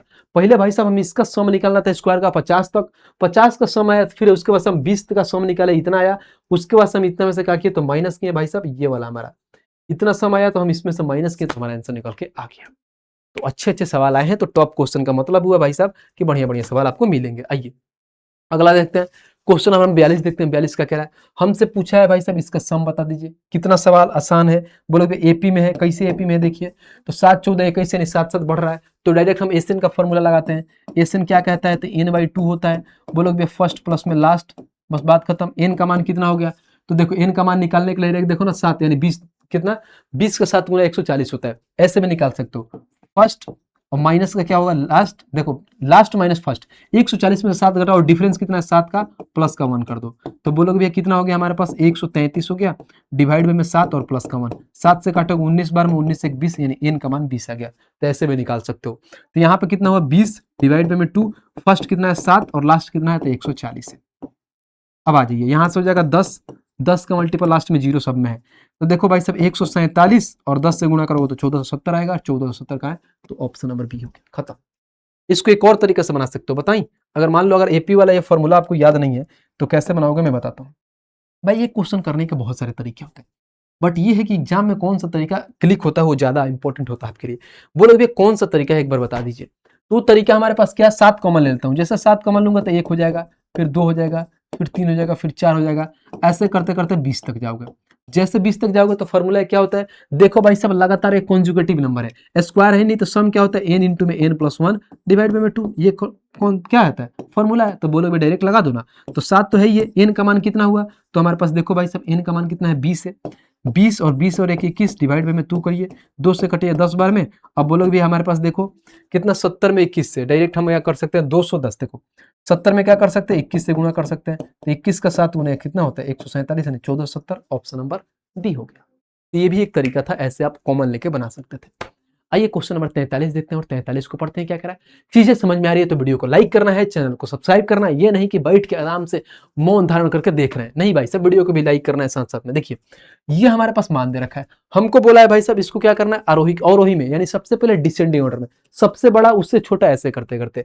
तो पहले इसको तोड़ लेते हैं। 4 3 12 1 13/3। यहाँ पे कितना आया, 13/3 आया। अब उसके बाद से बोलोगे यहाँ पे कितना आएगा, तो 14/3 था ही। इसको देखिए 4 दूना 8 और 1 9/2 हो गया। फिर यहाँ पे कितना है, 29/6 हो गया। अब क्या करो, या तो भाई साहब इसको पॉइंट में करके देख लो, और नहीं तो देखो नीचे वाला अगर वैल्यू हमारे पास सिंपल है तो हम एलसीएम लेके भाई साहब नीचे वाले को काट लेते हैं, और उसके बाद जिसका बेस बड़ा हो जाएगा, सॉरी जिसका भाई साहब ऊपर वाला अंश बड़ा होगा वो संख्या बड़ी होगी, जिसका छोटा होगा छोटी होगी। बोलोगे सबका एलसीएम ले लेते हैं तो 6 आएगा। 6 से आएगा तो सब में 6 से गुणा करो। जैसे इसमें 6 से गुणा करोगे तो यहाँ पे लिखने की नीड नहीं है, समझ जाओ। तो 3 दूना 6 13 कितना हो गया, तो 13 देखो 3 काट देगा 6 को कितना बार में, 2 बार में। तो 13 दूना 26 ये आ गया। 3 दूना 6 14 दूना 28। बोलोगे 2 3 6 9 3 27। 6 कम 6 तो यहाँ पे 29। तो सबसे बड़ा कौन है, तो सबसे पहले सबसे बड़ा का पकड़ो, 29 है। 29 कहाँ से आ रहा है, डी नंबर। यानी सबसे पहले ये आएगा हमारे पास, कौन आएगा देखो यहाँ पे मैं हाईलाइट करता हूँ। सबसे पहले 29/6 आएगा, और सबसे पहले 29/6 कहाँ कहाँ है उसको पकड़ते हैं। तो यहाँ पे भाई सब ये नहीं है, ये नहीं है, 29/6 2 है। उसके बाद से क्या है, 28 है। सबसे बड़े क्या 28 2 नंबर वाला में। और 2 नंबर कौन है, तो बोलोगे 14/3। 14/3 कहाँ है, इसमें भी है इसमें भी है, दोनों में है। और 3 नंबर में देखें तो हमारे पास क्या है, तो 3 नंबर में 27 है। 3 नंबर में 27 है, और 3 नंबर में अगर देखें तो यहाँ पे 4 सहित 1/2 है, और 3 नंबर में 4 सहित 1/3। तो ये खत्म हो गया, एक ही ऑप्शन, ऑप्शन नंबर सी खत्म। आ रहा है मजा, देख लो भाई एक क्वेश्चन कैसे किया जा रहा है मजेदार तरीके से। आइए क्वेश्चन नंबर 44 देखते हैं, इसके बाद से 6 क्वेश्चन और बचेंगे, आराम से कर लेंगे। बोलोगे भी हमें इसका मान बताना है, बताओ कितना सिंपल सवाल है। ऊपर क्या है 0.7 के पावर 4 माइनस 0.3 के पावर 4, नीचे 0.7 के स्क्वायर प्लस में 0.3 के स्क्वायर। ऊपर ध्यान देना वहां पर क्या है a के पावर 4 दिया है, और माइनस में क्या है b के पावर 4। ध्यान रखना एक कौन से पढ़े हो, बोलोगे a स्क्वायर और माइनस का बी स्क्वायर दिया तो फॉर्मूला क्या होता है, ए माइनस बी, और इंटू में क्या होता है ए प्लस बी। सेम वही है। तो अगर मान लो हमारे पास इसका निकालता है ए के पावर 4 माइनस बी के पावर 4, तो ए स्क्वायर माइनस बी का स्क्वायर, और इंटू में क्या हो जाएगा, बोलो ए के पावर 4 प्लस में बी के पावर 4। सेम यही कॉन्सेप्ट लग जाएगा, तो लगा दो ना भाई, क्या दिक्कत है। तो ऊपर हमारे पास क्या बचेगा, तो बोलोगे भी अगर ऊपर वाले में डायरेक्ट फॉर्मूला लगाऊंगा तो हमारे पास बचेगा ए स्क्वायर माइनस का बी स्क्वायर, इंटू में हो जाएगा ए स्क्वायर और प्लस का बी स्क्वायर हो गया। और नीचे में देखूं तो हमारे पास क्या है, तो डायरेक्ट बोल सकते हो, बोलोगे भैया ए स्क्वायर और प्लस का बी स्क्वायर है। ये फॉर्मूला खेल रहे हैं हम। तो बोलोगे फॉर्मूला खेल रहे हो तो प्लस वाला प्लस तो खा जाएगा। अब बचेगा क्या, ए स्क्वायर माइनस बी स्क्वायर। एक यहाँ पे क्या है 0.7 का स्क्वायर, ठीक है। उसके बाद से क्या है माइनस का 0.3 का स्क्वायर। तो 0.7 का स्क्वायर क्या हुआ, तो 0.49 हो जाएगा, 0.49, और माइनस का 0.3 का स्क्वायर तो 0.09 हो गया। तो 0.49 में से 0.49 घटाओगे तो 0.40 आएगा, और 0.40 का है तो ऑप्शन नंबर सी खत्म। देखा, तो ये सिंप्लीफिकेशन का सवाल था, बहुत अच्छे से हमने कर लिया, कोई दिक्कत कोई परेशानी नहीं होगी, उम्मीद करके चलता हूं। आइए 45 नंबर क्वेश्चन देखते हैं क्या कह रहा है। कह रहा है एक वर्ग की भुजा 22 सेंटीमीटर है तो वर्ग का विकर्ण क्या है, तो 22√2। ऑप्शन नंबर का है, ऑप्शन नंबर बी। बोलोगे भैया कैसे, लो भाई साहब पढ़े हो कि नहीं, ये हमारे पास वर्ग है। वर्ग की भुजा क्या है, चारों भुजा आपस में बराबर होती है 22। इसका भाई साहब विकर्ण पूछा है, तो विकर्ण क्या होता है, √2 होता है कि नहीं, बिल्कुल। तो ये रूट हो गया 2 और इसका क्या है 22, तो इसको ऐसे भी तो लिख सकते हैं 22√2। बताओ भाई साहब, ये तो बचपन से पढ़ते आ रहे हैं। आइए क्वेश्चन नंबर 46 देखते हैं, 46 को पढ़ते हैं क्या कह रहा है। कह रहा है एक वर्गाकार पार्क की भुजाओं की लंबाई 10 सेंटीमीटर है, इसके अंदर 2 मीटर चौड़ा पथ बनाया जाता है। जैसे अंदर की बात बोला तो 2 फॉर्मूला मैंने बताया था, लिखवा देता हूं। अगर मान लो यहाँ पे बाहर की बात करें तो फॉर्मूला क्या होता है, तो मैंने बताया था 2x ले लेना। x मतलब होता है चौड़े, क्या, जो चौड़ाई, जितना रास्ते की चौड़ाई वो होता है। l प्लस में b होता है, और बाहर की बात करें तो प्लस का 2x कर देना सेम। और अगर वहीं अंदर की तरफ बात करें, कोई भी रास्ता बनाए तो 2x करना सेम, और l प्लस b सेम ही रहेगा, और यहाँ पर माइनस कर देना 2x बस, अंदर की बात करें तो हमें अंदर की बात किया है तो हमसे एरिया बताना है भाई साहब, तो निकाल लो। तो बोलोगे भैया अंदर की बात किया है, और वर्गाकार भुजाओं की लंबाई हमारे पास दे रखा है, लंबाई ये दे रखा है भाई साहब 10 सेंटीमीटर, यानी वर्गाकार भुजाओं की लंबाई, यानी एक वर्गाकार पार की भुजाओं की लंबाई, यानी लंबाई चौड़ाई हमारा 10 ही हो गया, सब बराबर हो गया। वर्गाकार है तो बराबर ही होगा, तो लगा दो भाई सब डायरेक्ट, एल इंटू बी वाला फॉर्मूला। तो 2x हो गया, तो एक जगह पे कितना है, 2 मीटर है, तो क्या करोगे, 2 इंटू में 2 करो, एल का मान 10 हो गया, बी का मान भी 10 हो गया, और माइनस का कितना, 2 इंटू 4 कर दो, 2 इंटू 2 करोगे 4, तो ये 4 हो गया। उसके से इंटू कर दो 10, और 10 20 में से 4 भाई साहब क्या करोगे, माइनस 16, 16 में 4 से गुणा करोगे 64 आ जाएगा, और 64 का है तो ऑप्शन नंबर बी हो जाएगा। तो चित्र उत्तर बनाने की जरूरत था नहीं, सिंपल सा सवाल था। आइए क्वेश्चन नंबर 47 देखते हैं, और 47 को पढ़ते हैं। क्या कह रहा है, कह रहा है एक समांतर चतुर्भुज का कोण कितना है, 95 डिग्री है, तो इसके आसन आसन कोण का मान बताइए। अब समांतर चतुर्भुज बोलोगे भैया पैरेललोग्राम है, अब पैरेललोग्राम है तो ऐसे बना दो, पैरेललोग्राम हम बना दिए। हमसे बोला इसके क्या है, समांतर चतुर्भुज का एक कोण 95 डिग्री है। पैरेललोग्राम बहुत अच्छा से मैंने पढ़ा दिया, यूपी पुलिस कांस्टेबल में पढ़ा है, उसका एक स्पेशल वीडियो बताए थे। कभी भी मानते हो ये एंगल अगर एक्स है ना भाई, तो ये एंगल कितना, अगर मान लो वाई है, तो दोनों एंगल का सम कितना होना चाहिए, तो एक्स प्लस वाई बराबर में 180 डिग्री। यानी आप डायरेक्ट बोल सकते हो, बोलोगे भैया डायरेक्ट क्या होता है, आमने सामने का भुजाओं का मान कितना होता है, 180 डिग्री होता है। तो इसमें से एक का मान दिया है 95, तो दूसरे का कितना मान होगा बताओ भाई साहब। तो हम एक का मान अगर 95, तो दूसरे का मान अगर x मान लेते हैं, और 180 होगा, तो x का मान 180 में से 95 घटा दोगे तो बोलोगे ये 5, और 80 और 5 ऐड कर दोगे तो हम जानते हैं 85 हो जाएगा, तो दूसरे का मान 85, ऑप्शन नंबर सी। तो लल्लू सा सवाल था, ऐसे ही सवाल आया भाई, हम क्या कर सकते हैं, टॉप के नाम पे यही सवाल है और कुछ है ही नहीं। क्वेश्चन नंबर 48 देखते हैं, 48 को पढ़ते हैं। क्या कह रहा है, कह रहा है एक आयताकार फर्श पर 6 वर्गाकार टाइल पूरी तरह से लगती है, हर टाइल की लंबाई 100 सेंटीमीटर है, उस आयताकार फर्श की बीमाई क्या होगी, हमसे ये बता दीजिए कि टोटल फर्श का बीमाई कितना है, हमसे ये डायमेंशन बता दीजिए। अब आयताकार है, 6 टाइलें लगाना है, हर टाइल की लंबाई और मान लो 100 सेंटीमीटर दिया है, और मान लो लंबाई भी 100 सेंटीमीटर है, तो अगर मान लो 6 लगाना है, तो मान लो ये टाइल हो गया हमारे पास, लंबाई चौड़ाई इसका मान लो 100 मानते हैं, ये भी 100 दिया है, ये भी 100 मान लेते हैं, 100 दिया है, तो टोटल अगर लगाना है तो 6 में कितना लगेगा, तो भाई साहब और इसका एरिया निकालते हैं, तो 100 इंटू में भाई साहब 100, और इंटू में हमारे पास 6 आ गया। ठीक है, इतना हो गया। तो हमसे पूछा उस आयताकार फर्श का क्या आयताकार बताना है, तो यही तो देख लो ना ऑप्शन में कितना बन रहा है। इसका आंसर आ रहा है, मान लो अगर कितना हो गया 6, उसके बाद से 4 को 0, सब ऑप्शन क्या है, तो 100 इंटू में 6, ये लो भाई साहब मिल तो गया, तो 100 हो गया, इंटू में भाई साहब 600 हो गया। देखो भाई साहब 100 इंटू में 600, ऑप्शन नंबर 1 खत्म। क्योंकि भाई साहब इसकी लंबाई 100 दिया है, तो आयताकार में क्या होता है, तो मान लो हमारे पास अगर इसको आयताकार में बनाओगे तो ऐसे बताओगे, तो मान लो हमारे पास ये हम वर्ग बना रहे हैं आयताकार, समझ रहे हैं, ये भी 100 ये भी 100, तो 100 भाई साहब मान लो कोई टाइल्स लगाना है, तो सीधे से मतलब टाइल्स को बराबर दिया है रखा है, तो लंबाई चौड़ाई उसका 100 दे रखा है, 6 से 6 लगाना है तो 6 से गुणा कर दिए, खत्म।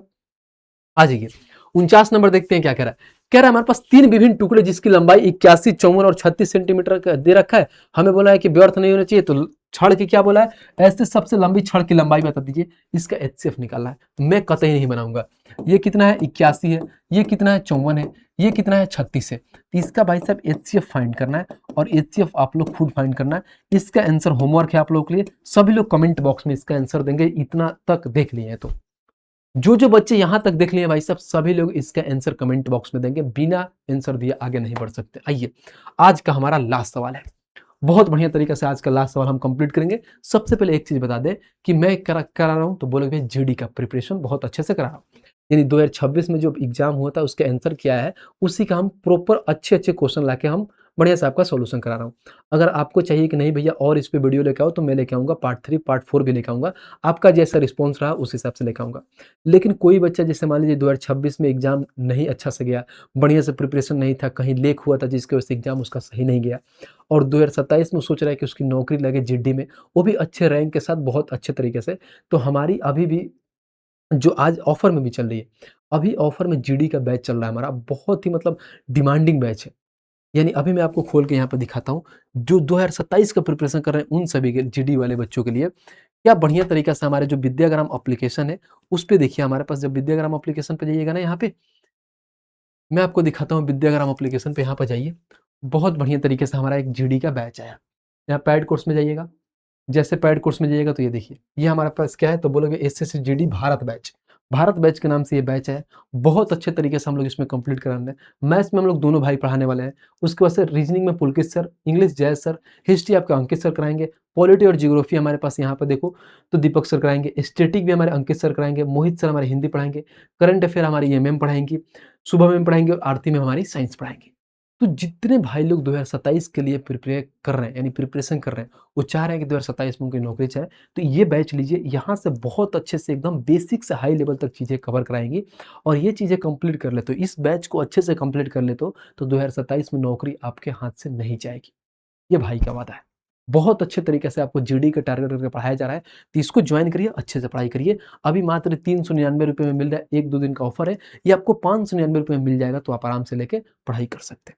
आइए भाई साहब हम चलते हैं अपने आज के लास्ट क्वेश्चन में, और फिर कमेंट करके बताइएगा कि भैया अगला पार्ट आपको चाहिए या नहीं चाहिए। देखिए हमारे पास क्या क्या है कि दी गई आकृति में ए बी जो है सी डी के समांतर यानी पैरेलल है। ए बी जो है ना सी डी का समांतर, ये भी पैरेलल है। उसके बाद से पूरा एक्स का मान बताओ। अगर मान लो ये पैरेलल है तो मैं इससे सोचता हूँ कि हमें एक्स का मान फाइंड करना है। मैं इधर एक लाइन खींच देता हूँ, ये भी हमारा पैरेलल है। अब जानते हो कभी भी जब स्ट्रेट लाइन पर कोई एक एंगल बनता है ना, तो बोलोगे 180 डिग्री का कोण बनाता है। ये हमारे पास क्या है, 180 डिग्री ऐसे ही बनाता है। लेकिन ध्यान दो, एक कॉन्सेप्ट होता है, बोलोगे भैया मैं यहाँ पर हाईलाइट करके दिखाता हूँ। बहुत सिंपल सा सवाल है, लाइन एंगल का सवाल है। ये जो दिया है हमारे पास, देखो ये जो दिया है ये वाला, तो जो ये हमारे पास दिया है ना, देखो भुक भुक कर रहा होगा, ठीक है। जो ये 3x है ना, ये है, इन दोनों का जो सम होता है ना, देखो इन दोनों का जो सम होता है ये तीसरे सम के बराबर होता है।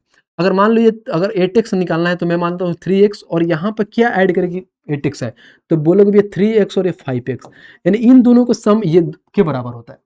यानी 8x से इन दोनों का सम इसके बराबर होता है। अब जानते हैं भाई साहब ये क्या है, बोलोगे भैया एक स्ट्रेट लाइन है जिसपे क्या 180 डिग्री एंगल बनाता है, तो 180 डिग्री बनाता है, तो ये कितना है 5x प्लस में 10x है, जिसका मान कितना है 180 है। तो कितना होगा 15x का मान कितना हुआ 180। हमसे x का मान पूछा है, तो x का मान कितना आ गया, तो 12 डिग्री आ गया।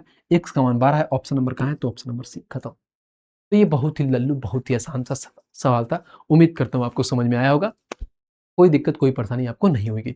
सारी चीज़ें मैं बहुत अच्छे से पढ़ा दिया हूँ, बहुत बढ़िया से चीज़ें करा दिया हूँ। ठीक है भाई, ये आपका अपना बहुत ही प्यारा क्या है स्टेट एग्जाम का है आपका चैनल है, यूट्यूब चैनल। इसको क्या करना है, बोलोगे भैया सब्सक्राइब करना है। बहुत सारी चीज़ें इस पर फ्री में आने वाली है, तो इसको सब्सक्राइब कर दीजिए और अपने दोस्तों के पास भी शेयर कर दीजिए। बाकी इतना ही कहूँगा कि आज का सेशन कैसा लगा कमेंट करके बताइएगा। भाई का पढ़ाने का वे कैसा है, मैं बहुत ऐसी चीज़ें हैं कि मैं जल्दी जल्दी भी चीज़ों को आपको समझाने की कोशिश किया कि आपको ये ना लगे कि भैया बहुत स्लो पढ़ा रहे हैं, और बहुत लगे कि हाँ इसमें कॉन्सेप्ट वाली चीज़ें हैं, तो वहाँ पे मैं दो तरीके से पढ़ाया हूँ ताकि आपको चीज़ें बहुत अच्छे से समझ में आए। ठीक है भाई, तो आज के लिए इतना ही है। कमेंट करके बताना भाई से वीडियो कैसे लगी, इस वीडियो को हर जगह पर शेयर करना। मिलते हैं नेक्स्ट वीडियो में, तब तक के लिए आप सभी को जय हिंद।